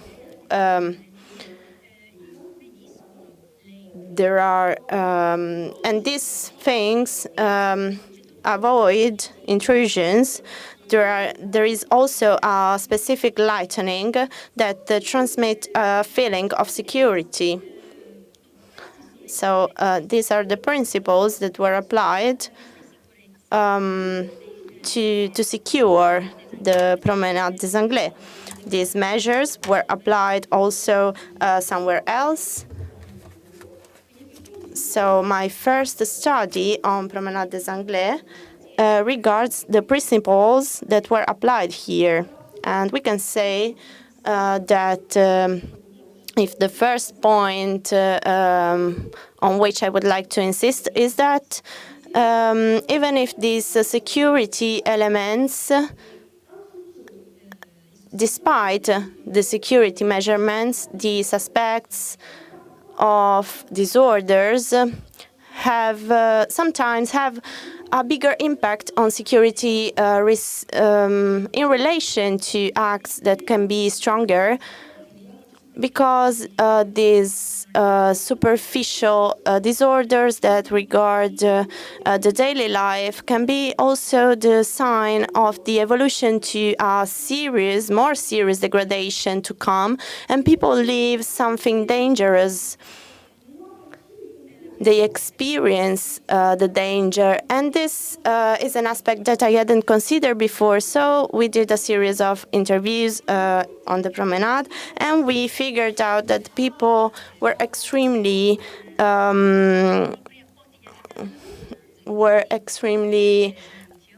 attached to their life on the Promenade des Anglais, and they saw and noticed less important things, such as cigarettes on the ground. Those details showed to them showed to them feelings of insecurity in relation to other intrusions and other acts. So these studies done on the Promenade des Anglais and on the Seattle courthouse brought me to address ordinary disorders. The second point is that those principles of security measures in urban spaces have to be transmitted to the population. So the population sometimes is more important, and the communication with them is more important than the act itself. So we interviewed a woman, a 30-year-old woman, and she was sure that the promenade was secure, not because she saw things. Not because she saw those details, but because she read and heard people talking about it, and she read on the local newspaper, and she read on the local newspaper about it. So at the same moment in which we interviewed this woman, there was a car beside her, and this showed that everything was possible in that place, and she felt safe because she read and heard about this. So this kind of communication and information is complex for sure, because it implies the difference between transmission and the reception of the information itself. This is the principle of communication. To show you an example, this woman, this 30-year-old woman, who saw these elements and devices as security devices, because she read information about it and she knew about them. And for her, this had another meaning. This meant traces of the attack.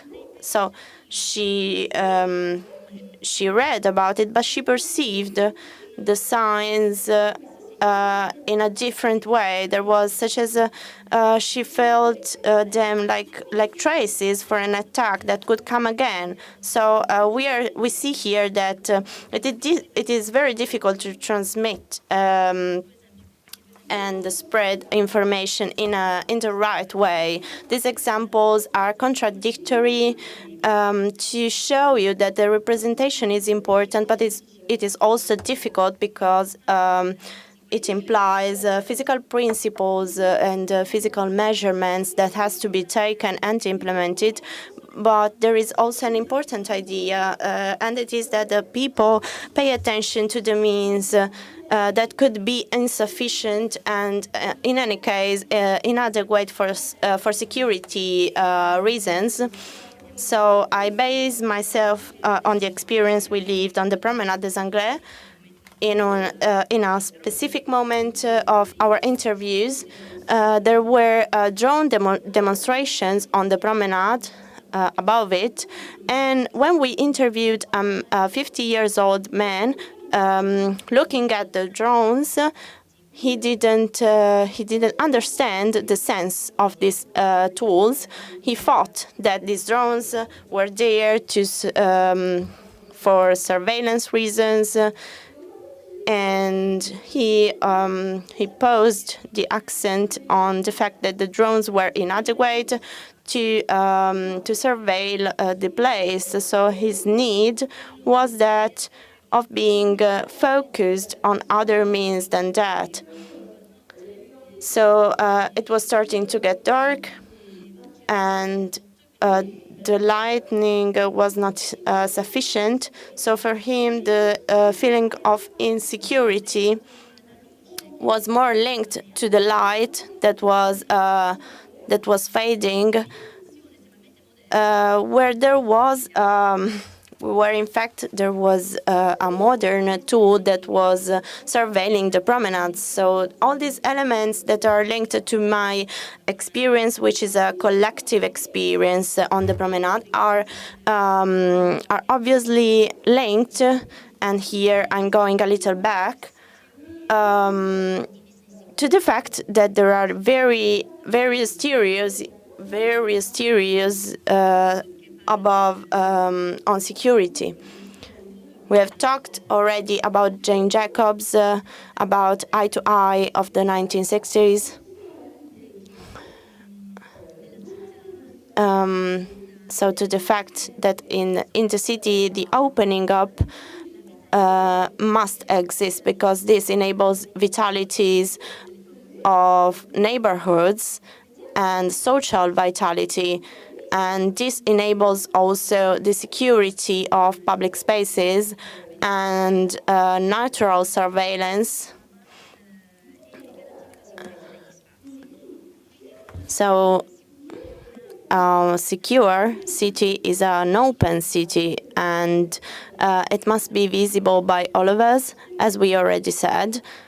And it is this is very important for the ordinary life of citizens and for the life of the citizens. So the managing of urban planning in the sense of lighting, maintenance, and urban decor is very important in this sense. So this is the first theory that we're talking about, but often this is completed by a second important theory, which is predominating today, the theory of Oscar Newman, an architect that in 1971 developed the point of view of the space.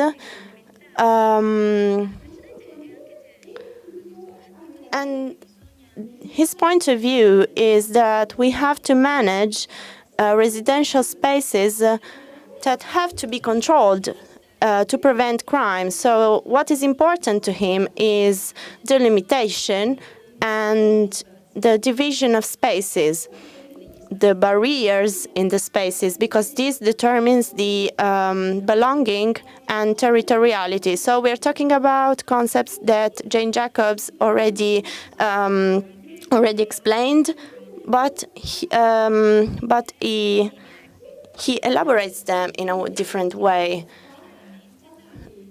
The places have to be accessible by the people who live there. So we're changing a little bit the perspective, because he believes in the segmentation of space. So his point of view is that concentrates itself on the fact that architecture, through the closing of spaces and through territoriality, could influence crime in ordinary life. So we're talking about a defensible space, and we're talking about diverse urban security strategies. Letitia already talked about that. Some strategies that could be implemented by the designer. And she talked about concepts of space and strategies regarding the organization of space. So from this theoretical point of view, I will briefly talk about this concept by giving some examples. So here we are talking about streets, pedestrian streets, squares, and parks. So these two theories that we mentioned before enable a practical solution. So these streets are an example of where to stop, and this enable a more accessible circulation and more active circulation. And for what concerns the devices in the streets and in the public spaces, we're talking about segmentating the streets. So, for example, on the border, you build borders with stones. So this is the practical application on the street. If we enter pedestrian streets, you have to control the entrance. So so this is very important, and control the circulation and manage the pedestrian space to avoid threats, intrusion threats. And it is also in terms of managing the pedestrian places, building something that could block the entrance of some intrusive element. So now we're talking about squares. We're talking about concrete actions, facilitate the accessibility, but also enable the entering through privileged areas and not others. And this also means building bleachers to enable to make circulation in the square rise. And as the last example, then I would talk about more general principles. Here, an example of concrete consequences of the action on squares.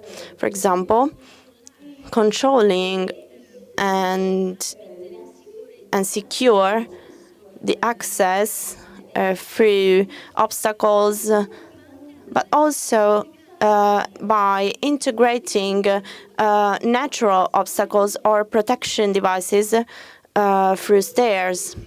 So what I showed you is how actually we can go from a theoretical approach to operational acts. So, for what concerns these principles, I would like to underline these three last points that I believe to be very important. And I would like to pose you three questions. So, the first principle is to avoid creating fortress towns.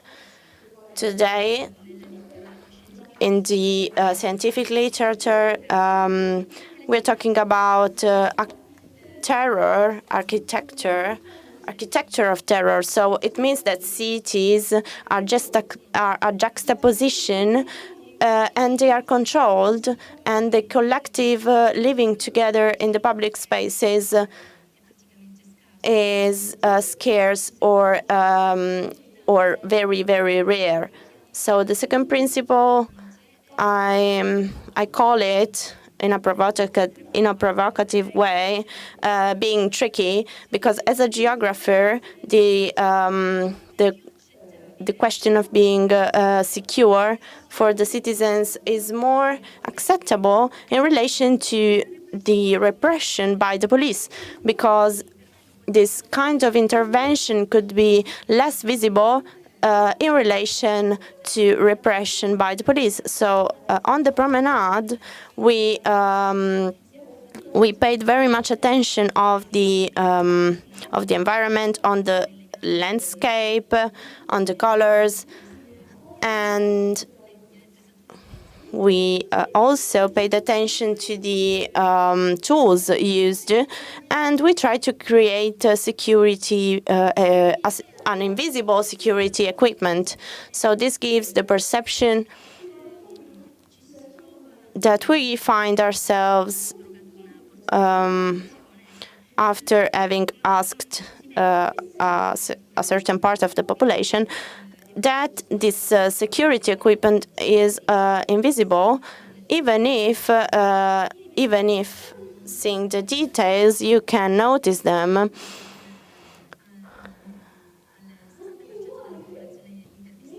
But so these things were built, but they are not visible.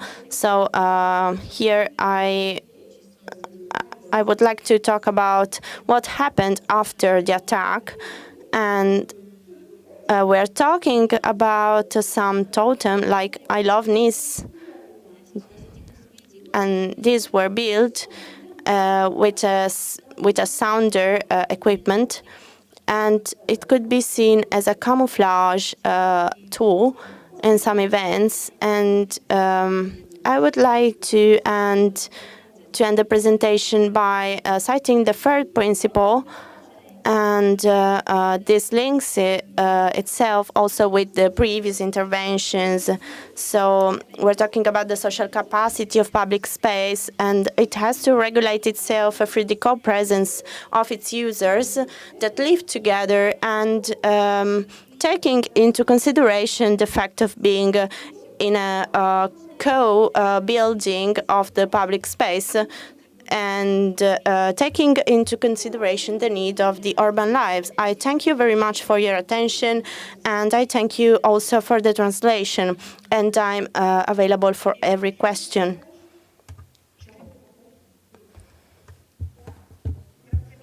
Well, thank you very much, Karine. This has been a particularly interesting. This was quite intense. Let's say that each single speech will be enough to build up a full debate this morning. There will be probably more episodes of this conversation. I noted down many things, but I'm going to give Rosa the task in order to stress out some points. We have 10 minutes. So Rosa and then Karine are going to probably to exchange a little bit, so there will be probably some answers and questions.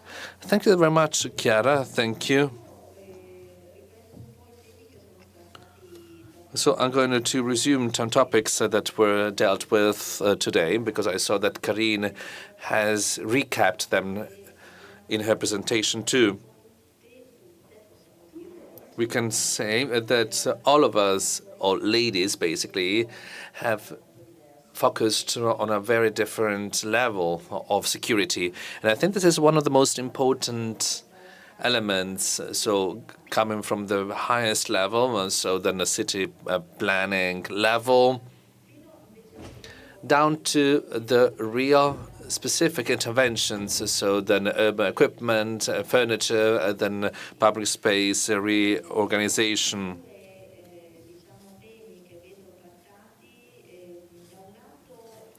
The other two topics that have been dealt with are widespread crime and insecurity feeling. Sometimes there's crime, there's no crime, and things may change a little bit. And then very specific terrorist attacks that we have heard before, just like on the Promenade des Anglais, which is of course an emblematic and very dramatic event worldwide.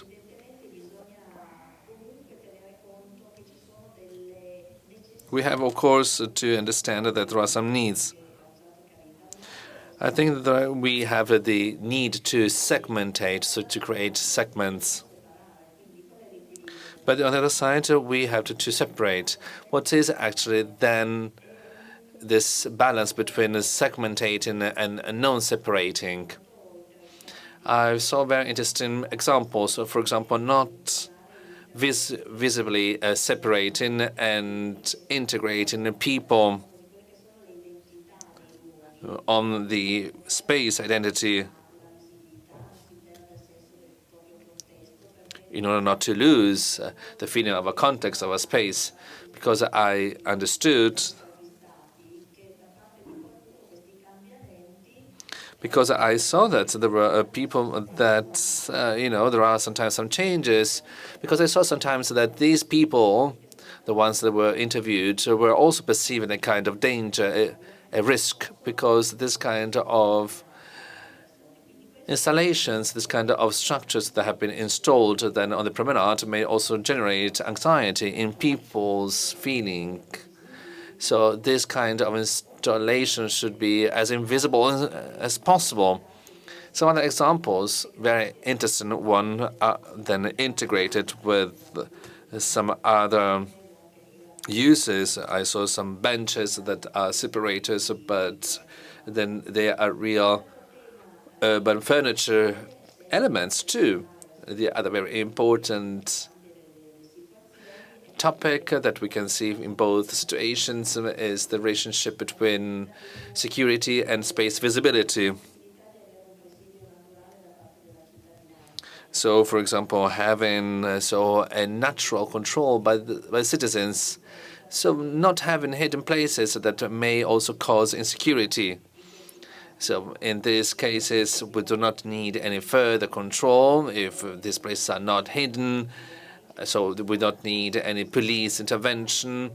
So we need sometimes then this kind of natural feeling of security. This must be a characteristic and feature of public spaces. Another very important point that she stressed out is communication. So people feel security or non-security according to their or according if they have been involved into very dramatic events or not. And the other side, we have also to understand also what kind of things are we familiar with. That's the reason why we can have more security or less security. The last thing that I wanted to stress out, and I'm going to give the floor back to Karine, and then we have to say that as for the topics that I stressed out at the beginning of my presentation, so the feeling of security at urban level, so the social and functional mix, need to be completed by this multidisciplinary approach. This is something quite new, and this is something that we all mentioned, the possibility to work communication on urban design and on a higher planning level. And then we need to put all pieces all together. I do not know if maybe Karine wants to say something else about this profile.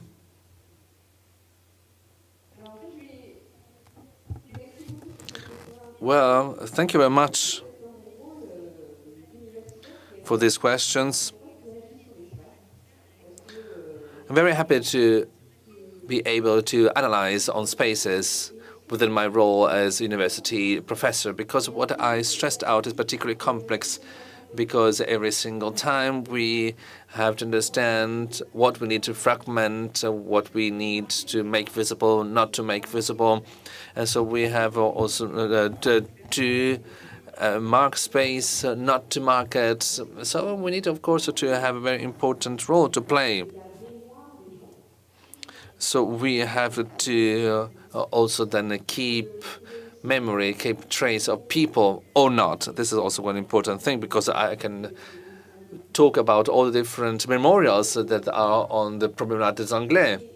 This is also very interesting, because of course we need to cancel. Do we need to cancel individual memory on commemoration in order to foster collective resilience, or do we need to leave them there so that we have a kind of memory for what happened? So every single time we are undecided. So these are, of course, binary and very complex decisions, very difficult to implement in a space. I think that Karin's presentation as an architect and as a person that has also the opportunity to teach at university as for urban design. So I think that the things that you have shown us are giving us also a particular chance so that we can change some of our analysis category and also to change some of our values. So very often we tell our students that the continuity of public spaces is an important topic, but it is based on such a value that some dramatic events, just like the ones that we have mentioned today, took place, because that very important openness value, accessibility value, was then a weakness, even if in an unplanned way. It's become a weakness of many urban spaces in European cities, because there are spaces that are very similar. Of course, the Promenade des Anglais is wonderful because it's in front of the sea. It's wonderful, but there are also in Turin also public spaces in Turin that are also as fragile as the Promenade des Anglais, and they also need, of course, to have some common solutions. And I think that as city planners and as the ones that have the task to make things possible, it is to analyze this kind of perspective, because sometimes we have really to change the way of thinking and of thinking of solutions.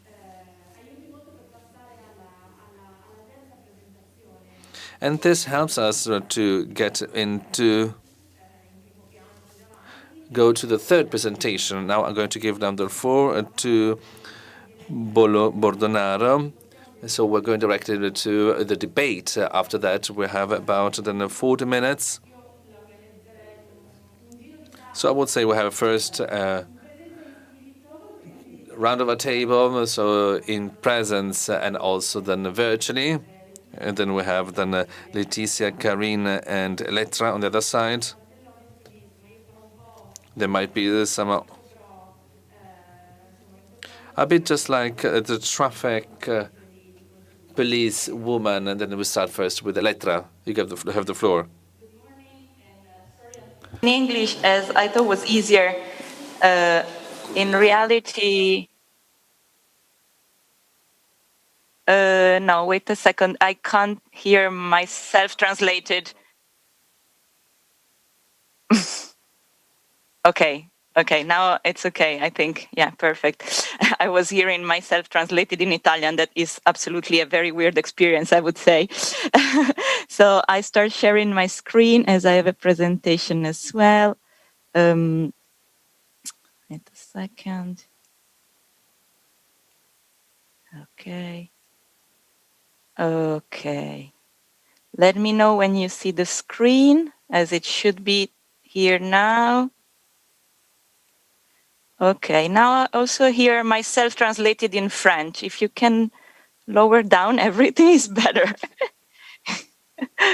Okay, fantastic. So first of all, thank you for inviting me.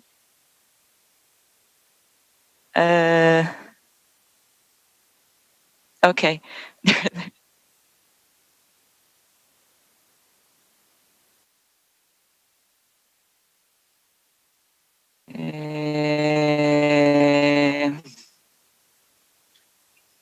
No, I can do that. Wait a second. Yeah, I can just speak like that. It's probably okay, as I don't have to hear myself. So okay, maybe we're fine.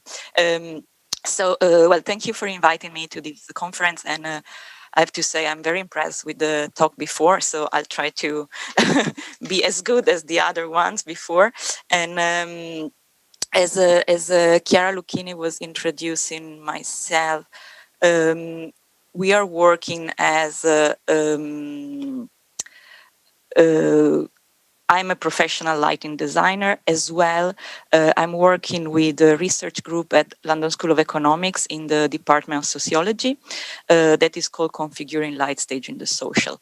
I think the fact that there's two approach is really interesting because, of course, every time I'll face a real project, so a real design item, I of course bring in the input and the methodology that we also work with at Configuring Light.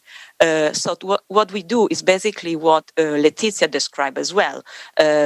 Before any design, you need to understand the condition, you understand the social condition, the spatial condition of the place you're working with. And you need to understand the communities that are behind, that they are with you. So in our lighting studio, we work actually with this goal. We work just on public space. We work on public life more than public space, I would say, and we work to transform spaces into places that are livable, that are sustainable from different point of view. Therefore, I want to talk today about a very, very small. I want to start with a very small project, but I actually changed the order of the presentation during the other talks because I thought it was more interesting to bring in the smallest one. But first, I want to talk also about two items about lighting because. Of course, as a lighting designer, architect as background, but why lighting and security, or why light and safety? First of all, I mean, I know maybe is more of an English problem because in English there are two words for security. One is safety and one is security. I would say that because today we are in Italian-French words, so it's like sicurezza and sécurité is probably absolutely right, the translation with security. And I think also in English would be translated as security, what we mean by feeling insecure in a public space, feeling that someone can threaten you while you're walking. So safety maybe is more about, you know, if you are feeling, if the space is fine, but you can trip or you can hurt yourself because of anything in the ground, for example. But is a debate that we have in UK as English speakers, and I have to say that at ethnological level, when you speak with the people in the street, they always speak about safety. So you need really to understand before what they mean by safety and security. But that's why also I will speak about safety as a security because it's normally what the people are communicating to you when they're saying I'm feeling unsafe. Is I think the meaning is I'm feeling unsecure. But you really need to go down with the interviews and with the research, with the social research at the beginning to understand what they mean. And why lighting? Because lighting has a massive impact has been linked with security issues since the 70s because of the terrorism attack, actually. But it's true that in reality, there's not a lot of literature that is bringing evidence to the fact that lighting I mean, high level of lighting can decrease criminality. There are few literature, but they're very confused. And I mean, there's even some articles where you think you can, they use lighting as a medicine, as a dosage, you know, like you can inject more lighting and you can reduce criminality. Of course, this is not my point of view, as you probably, and also lighting is important because I was taking the picture of Karina's screen when she was speaking about one person saying, well, then the lighting is dim and I don't feel secure or I don't feel safe. That's the problem with lighting. People are perceiving lighting as just a problem of high or low level. They don't understand the complexity of lighting because, well, they are not educated to lighting. But I will bring some example how you can also change this approach, because it's not is the approach of the prison yard lighting, let's say, where we think that more lighting is decreasing criminality. In reality, I mean, we had a talk last week with the City of London, and there was a real good parallel. You know, when you see a lot of light in a public space, it's like when you see a lot of police cars in a public space. And what would you do? You just change road, you change your path because you don't feel secure because there's too much light. And that's exactly what happened when you have this approach of prison yard lighting. As well, I would say that I was quite impressed by the fact that for the entire morning, there was just one mention of lighting, as usual, I have to say, and no picture about dark or sit in the dark. That it's, we all well know that the feeling of unsafety and security is augmented when the space is in darkness. So that's why I want to bring this small example, because I think even if small, is tackling all the issues that we saw. So we, even very small, I think we had the privilege to work on one small underpass in Thamesmead. Thamesmead is a really interesting case study in London. Is one of these utopic cities that started in the 60s, was really well received at the beginning, and then transform itself in basically a nightmare. Is very disconnected from London itself. Is very far. Of course, I mean, because it's 99% social housing, the demographic of the place is also not helping. And is if you well remember the since the beginning, if you well remember the movie Clockwork Orange, you will immediately know that Clockwork Orange was actually recorded and in Thamesmead. So a lot of scenes from Clockwork Orange are actually oriented in recording in Thamesmead. And actually, this one is particularly crucial because it's in an underpass in Thamesmead, and the lighting is made to be scary, to be spectacular, to be dramatic. So I found this extremely interesting when they ask, do you want to work on this? I was like, well, yes, we are thrilled and we are honored, even if the project is really small. Thamesmead is owned in a big percentage by Peabody Trust. So it's not city owned, is not council owned, is a trust that is now in charge of transforming in the entire area, and is a massive project of urban regeneration. And Peabody Trust is working very well in terms of social engagement, community engagement. They really believe they have a strong ethics in their work, and they really believe the change should be bottom up. I mean, is a sentence that now we like a lot, but I mean, where the design should start with the community, with the community engagement. So when we've been hired to do this job, they ask us to work with the primary schools. So to engage primary school to redesign this underpass. And what we did in reality was that we start doing social research.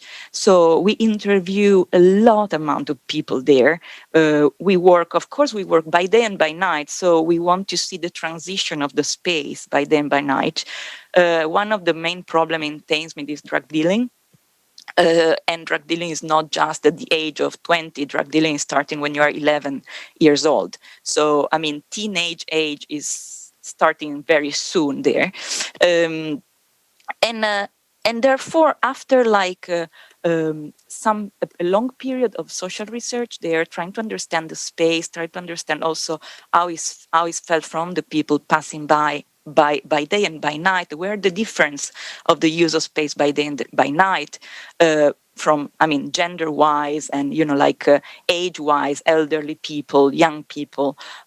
We decide to change the brief, and we said to Peabody, look, I think this is, I mean, we need to make a political choice here. The problem is not the primary school. The problem you have is really the teenager gangs that are living in Thamesmead, and these are the one that we need to engage. We need to engage the teenagers because are the one that will take care of the space. If we don't want the space to be vandalized, if we want the space to feel safe and secure, we need to work with the most difficult target group. And that's what we did. We worked with the teenager. So we started interviewing the teenager. We found our link. There was a guy that was bringing in really inside all the different groups of the teenager in Thamesmead, because of course, they are divided in different, not gangs, but I mean, groups of teenager, like with different point of view. And we work particularly with I mean, this is the space as it was. So, I mean, like really neglected. I mean, really grim, and as well. I mean, I don't have a real picture by night because it was actually a bit difficult to be there by night. But it was really low level, but low level in a sense that was neglected. You know, no one was taking care of this space. As you see, the lighting are the same that were installed in the 70s, because they are the same lights that we saw in the picture of Clockwork Orange. So was no change from the 70s in any design term. You know. And we work with the youth club that is basically based there. So it's like a 1 minute walk from the underpass. And what we wanted to do is really to bring in a different point of view in what they could see and what light can do for a public space. But because we also discovered during the social research, the teenagers of Thamesmead are not leaving Thamesmead easily, because it's very well disconnected. It's very expensive to travel by public transport in London, as you will know. So what we did, we organized a night walk in the city center of London, in King's Cross, that is now the kind of design, the design park for designers, like this amusement park with all the designer things to see. So it's a really beautiful place. It's all private owned, but I mean, that is another conversation.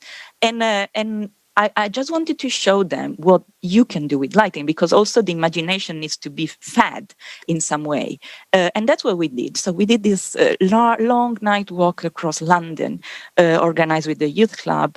And then we start working with them during a few workshops there, to understand what they really wanted and how we could implement the space. I mean, you can see there that even, there's some words that we work with words, we work with picture, we work with concept, and the atmosphere that lighting can give to a space. So it's interesting, for example, to observe that they wanted a safe place themselves, because they didn't feel safe there. They wanted a place that was also exciting but relaxing, and a place that you could see through. So that was the most important thing, trying to achieve in a nice way, that way that you can perceive people coming through the space, that you not feel threatened by someone that you can't see. Of course, we finished the project. It was like really long process, even if for this small space. And the budget, of course, was really, really small. So we are very proud of the result at the end. And now it's becoming the place for selfies. So, I mean, like if you go on Instagram and you check the place, there's plenty of teenagers that they take selfie of themselves under the underpass. And this is the final result. We had a really, really lot of constraints about the installation because we had one point to install the lighting was the center of the soffit, but we really want to give lighting to all the space, but not lighting the spaces with flood, not giving this sense of prison lighting that is just lighting you from the top down, creating big shadows. We wanted something that was diffused and reflecting, giving also the magic of the space that is close to the water. And that's what we did, is basically an unvandalizable piece of metal in the middle of the soffit where you can lit. I mean, from a technical point of view, it was quite a challenge, but I think the results are. We work with Grantchester Pottery, that is an artist consultant for the wall, so for the ceramic tiling. We had teenagers helping installing the fireflies and the trees and the blue lighting on the trees to give a bit of continuity to the underpass. Peabody was so happy, and I mean the communities there are so happy now that they meet there. They say, "Oh, the underpass," so it's the underpass with a capital letter. That is really nice to know, and they want to extend this approach to all the underpasses in Thamesmead. That would be, of course, an amazing change in the nightscape of the area. The other example I want to bring is, I think I have still some time, but let me know if I'm late. Is another place in London, and again I change order because both Chiara, both Letizia and Karine, they spoke about, and also Christiana. That's particularly for Christiana and Rosa. They spoke about neglected spaces in the city. So Terry Spinks Place is quite a good example because it's falling under this category of not existing public space. So it was an under flyover, like highway flyover, but it's actually in Canning Town. So it's actually, I wouldn't say central to London, but is quite central to East London, that is under major redevelopment as well. And actually this one was in the middle of the new development. So it's quite crucial because it was we were appointed by the council of Newham Council, but paid by the private developer. So it was also, in terms of political situation, not easy because you are in between two fires that they want really different things. But of course, you will see that this space is just a grim space. We did a lot of interview by night, and the funny thing was like that no one was feeling, the people that didn't know the place, so the newcomers, were feeling unsafe. The people that knew the place, that they were the residents living there, were like, well, no, I know my way. I know where I should go, where I need to go through. I know where to cut. I have my route and I just followed that route. So that was really interesting because we really wanted to not to work just on one route. We want to extend the space because, as you can see, people would walk through the main space here, but it was a bit more difficult to attract people down the space there. And so to transform this space in a public space was how you activate or how you transform this space to be used all, not just the entire space, not just one part. We organize with the Brick Box, that is a night event. An event organizer that now sadly they closed down due to the pandemic. A very, very nice group of people organizing events for communities. So before saying yes to this work, we said, can we see if this is the right spec? Can we see if this could become a public space? And we organized some events for the entire summer, every weekend. So to activate the space before doing anything to the space. And we bring in music and food and drinks and, coffee and biscuits. And everyone was coming, and all the residents were really happy because actually Canning Town is very green. Is one of these neighborhoods where you don't have a lot of public space there. There's a lot of streets, a lot of highway crossings. So it's not easy to have a space where you can meet and you can enjoy. And I know that you would say, oh, maybe that's not the ideal public space. You would need maybe a green space. But when you are in a massive city as London it is, I think you need to make the best out of what you have. So some people really delight about events, of course, and then that's how we transform the space. So what we did is we create, because the space was already divided in kind of 3 zones due to the architecture of the space, we create this 3 space where different activities could be held. So we work closely with the Newham Council to have the chance and the possibility to organize events in 3 different spaces and 3 different events even at the same moment. So their connection, there's Wi-Fi, their audio systems, speakers, everything to create these kind of events there. Of course, it's up to the council to create events, and now is not the ideal moment. So, of course, people passing through. And what we did at the bottom was treat that as a kind of normal public space with, white light that could be dim. So there's also a nice level. As you can see, we try always to avoid light from the top because we really feel that in a public space, not the ideal things to do. But of course, we also did this kind of game of light at the very end, so that kids, people can just be attracted, can just and is changing color, and is just because also the height of the structure is going down.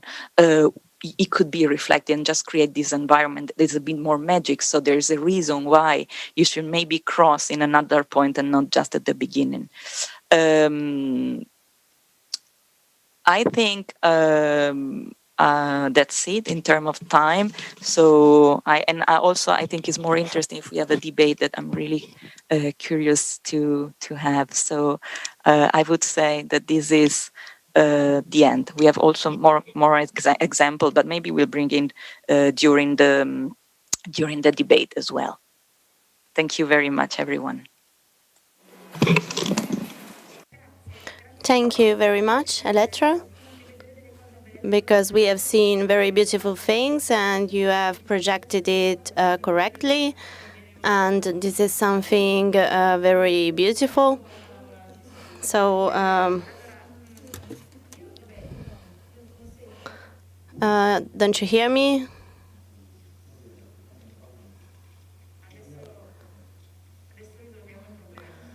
Now we are trying to solve the problem. Oh, okay.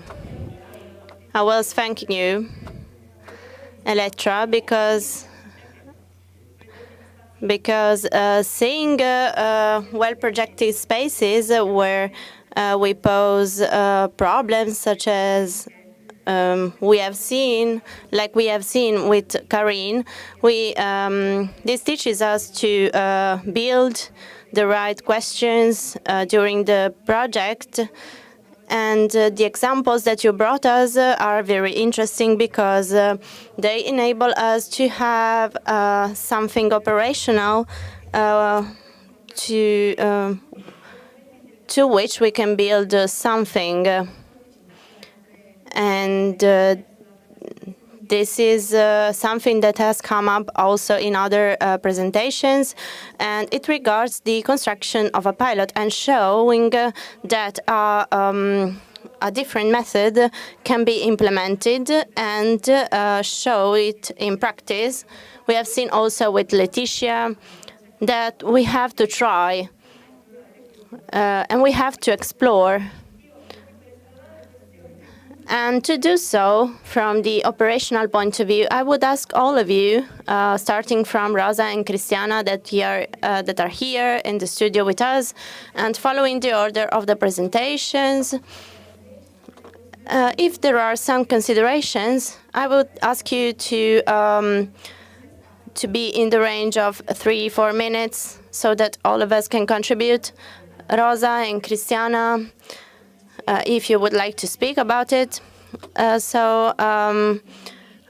I would like to pose Rosa some questions because I think that what emerged also from the stories coming from different contexts, for example, the delicate topic of Nice, as you said, Chiara, it could be a situation where we could start to try and do something.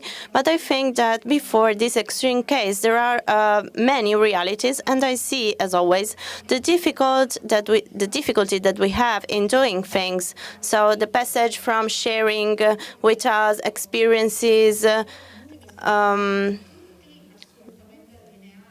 that seem to be aligned, and you did well, even if you come from different stories and from different realities, more where the problems have a different scale. But I think that we have shared very much the topic of security as a perception. And I think that the examples are very, very interesting, and the sharing is the fact of sharing is very important. The problem is putting in place all these things. So I'm thinking about the Italian reality, which is maybe limited by some norms or monetary issues. And often I think that money is not the main problem, because I think about the companies. For example, private companies could be an important actor. And I also think about the difficulty of following a project and putting it in place.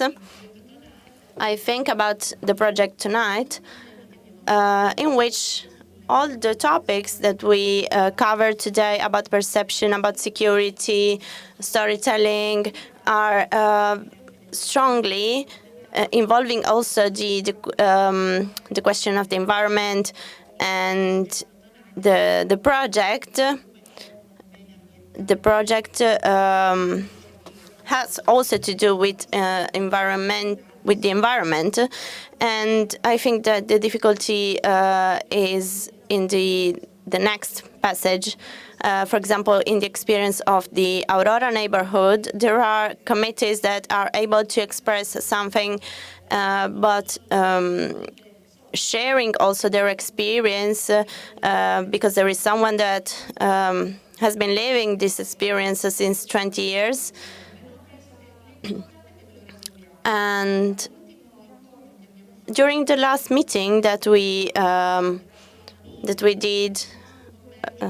in the last months, I tried to cover again some big topics,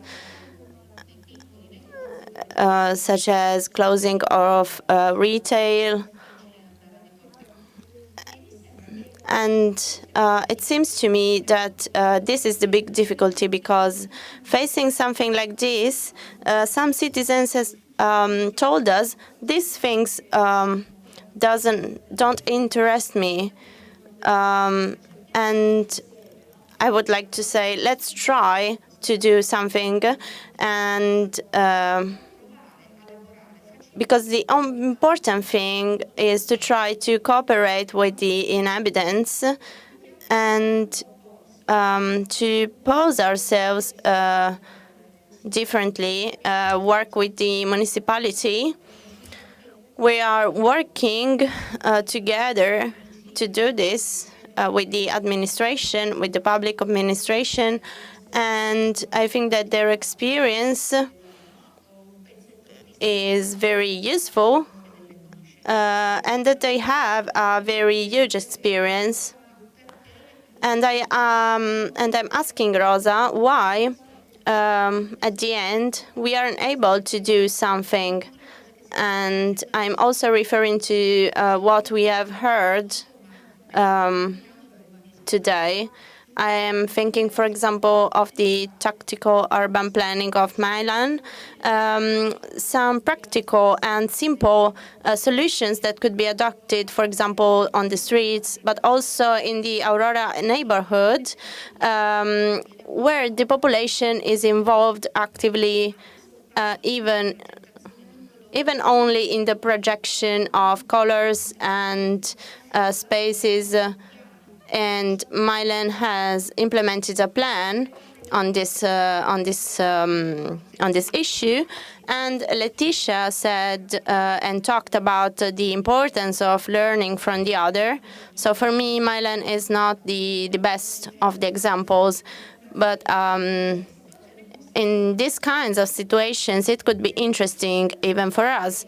So seeing the beauty enables the inhabitants to cure what they have and to protect it. So I liked very much when Rosa reminded us about the importance of the social tools. And I think that there is a need to give longer-term answers and shorter-term answers, so that the people who live there can see the results. We can do and implement plans in the long term, but we have to give even small and but concrete signals to the citizens. And this is a call.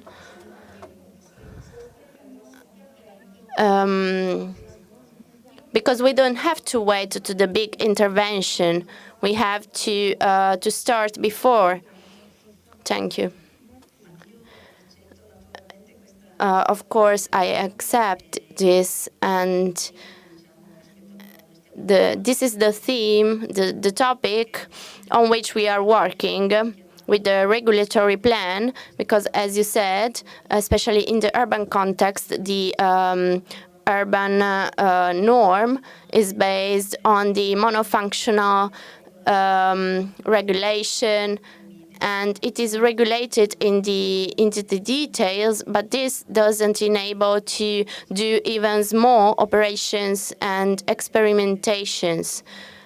So one of the answers that we worked on while revising the plan is, for example, the introduction of temporary usages. This is something that at the moment we have introduced in the regulatory plan, even if there wasn't a norm that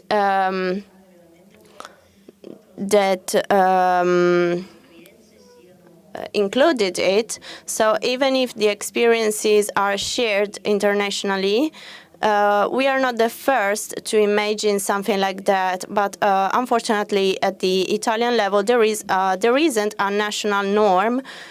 And after our norm, the regional norm came into effect. So the time lapse are very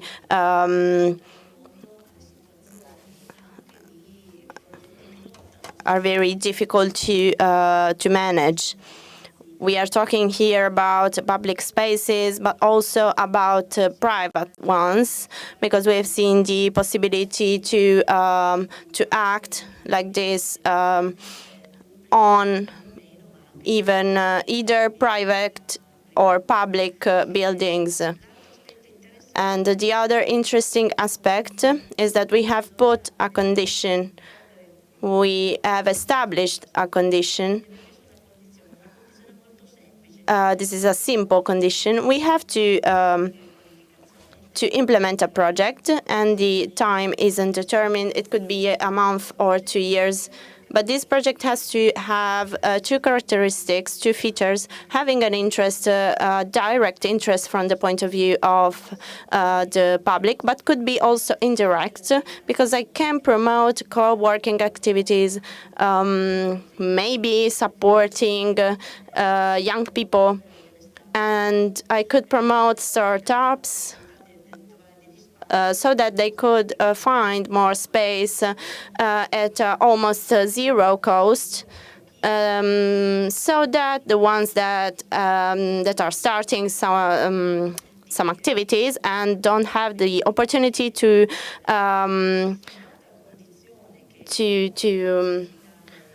pay high costs to have the opportunity to start. And another important thing is that to share it with the community. So this operation and these pilot projects have to work with the involvement of all the people, and this aspect has been covered in all the interventions.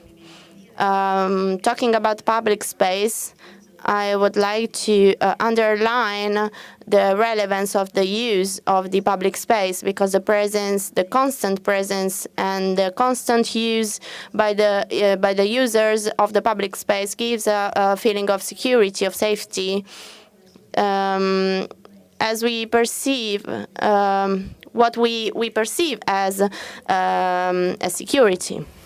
What I would like to say a little bit, with a little bit of provocation, is that we have to think these spaces as in a resilient way, because if till today we thought and perceived the space, the crowded space, as safe, today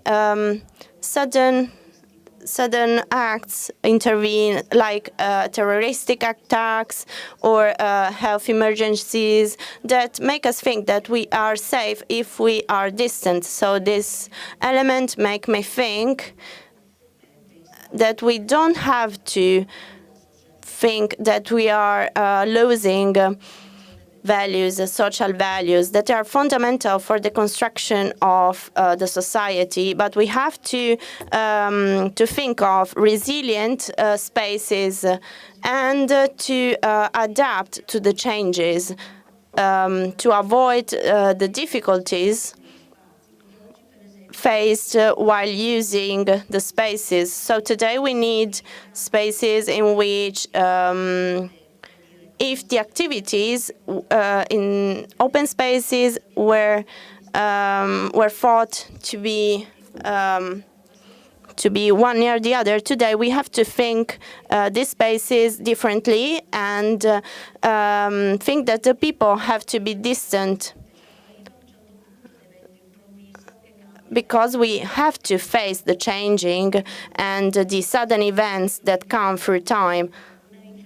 So we have to reflect upon it, and I think this is very important.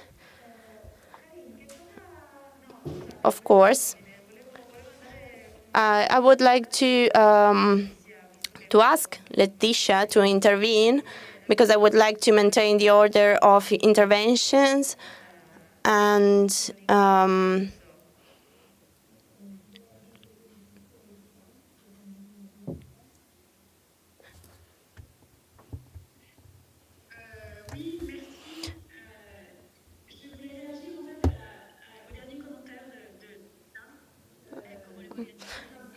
yeah, I would like to react and answer to the last comment that talks a lot about the space, as Elettra worked upon it, to elaborate a pilot space,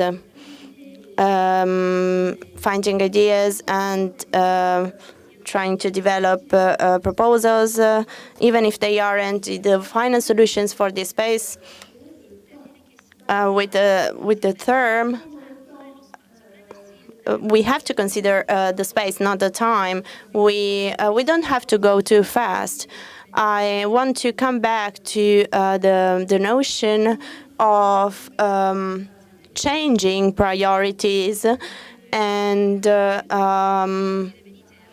despite telling the users, come here and see what we have done, going towards an approach that involves seeing and looking at the space itself. And at the beginning of the project, before it starts, we have to build experience around it and observe the space. As we said during Electra intervention. So I would like to send a message to the people that have interest in this problem of the safety and security of space. These are people that are engaged in this notion of securing the space, and it is important to stop for a moment and looking at how we can integrate users in the project before starting to have and to implement bigger plans. And this is what I want. This is what I want to promote, because I think that we need much more time and much more space to adopt this approach and take risks, but not too much. Trying to do things, going back, correct ourselves, and not launching plans, huge plans. I see that Electra agrees.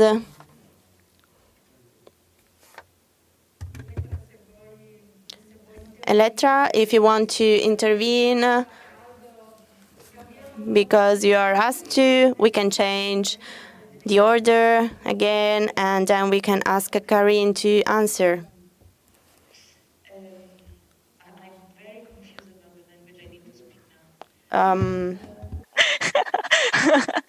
Parlo italiano, ok? I speak in English.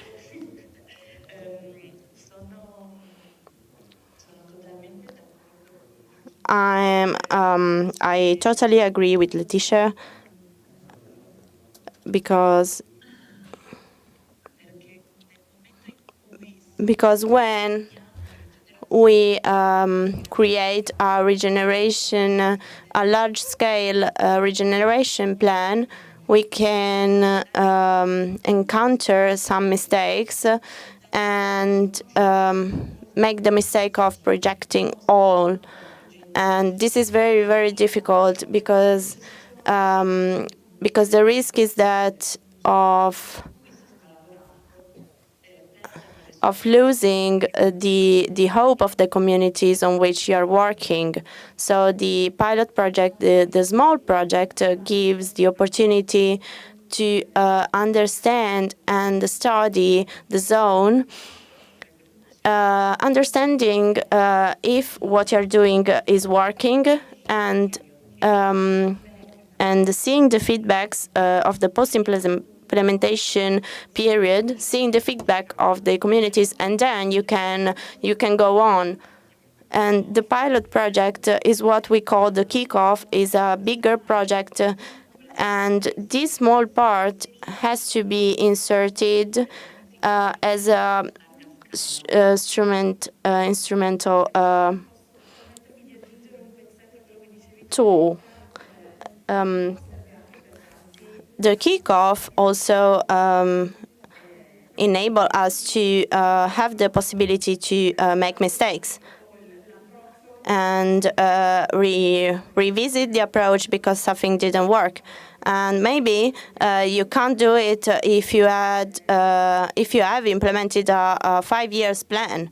And I think this is a very difficult topic for the ones who are planning the city, because you have to rethink completely your relationship with time and with the city, and also with the matter of the order of things. I see that Karine is raising her hand, so I think that she wants to say something. And I would like to ask you also to to conclude and draw some conclusions about what we have said today. I would like to add to the previous interventions that time is necessary and fundamental, but we have the possibility of managing time. So while managing plans, you wait for sudden interventions or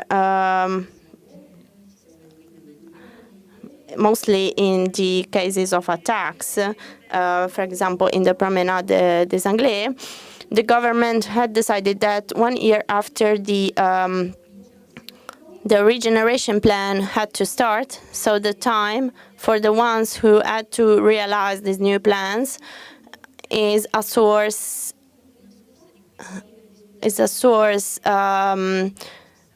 that we always speak about, and it is necessary.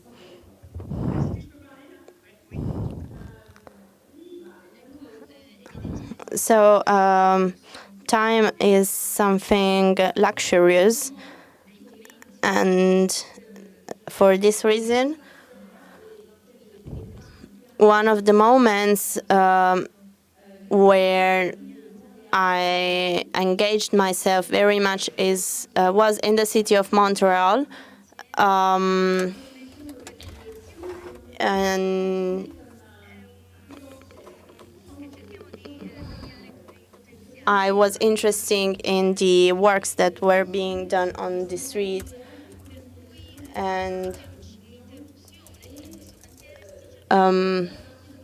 we tried to find a passage, and it was very interesting to see that Montreal, in this exchange that happened through the form of training, thanks to the urban plan of the city.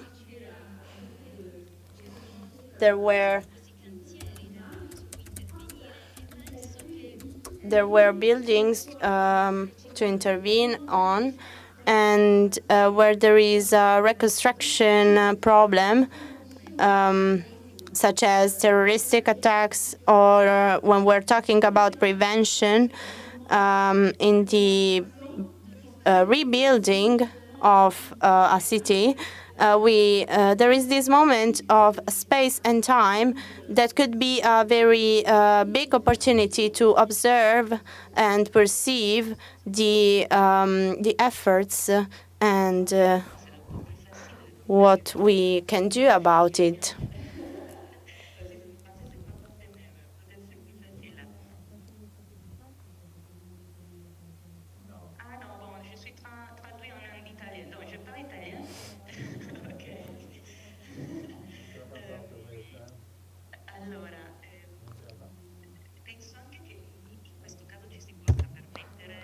I also think that in this case, we can divide what is safety and security, ordinary safety and security, from what is an emergency situation like a terroristic attack.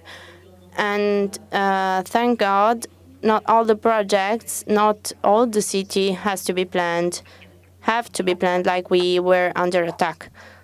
So according to me, we're talking about two different levels of security, because we can't generalize, and thinking that a whole city, an entire city, could be planned according to the possibility of a terroristic attack, obviously, and this is my personal opinion. And the other point is that through light, in this case, we are very lucky, because when Letitia talks about what has happened in those cities, we are lucky because the light is a very easy tool to test, and so we do many tests, and the communities can come and see the results. We play with light, and in this sense, light has a huge a huge power, because you can do temporary things that give you the idea of what you can do on the project. So we have seen some examples of some Turin neighborhoods in Turin, and light is very important also there. You have underlined the fact that there are many important dimensions that we sometimes take for granted or we don't mention. So Elettra was saying, well, there isn't a picture of the city by night. If we think of the topic of security and urban comfort in Turin, this should be topic of discussion among safety problems, safety issues, and we could do other roundtables about that and expand further the concept. So I take with me your contributions on the topics that we discussed. And I would like to answer you, why should I coordinate a roundtable on topics that are not my my priority? And instead, I saw that many interesting things arose, and I think that it's very important to nourish the imagination that of the ones who transform the city, with an invitation to expand what is the field of expertise. We are all experts of something, and we forget too often that at the local level there is a transversal dimension of expertise that is the one of citizens who are the ones who inhabit the city, and they have they could be a very precious contribution for the projects. I have to thank you all, but I also have to end because we talked already about all the topics, and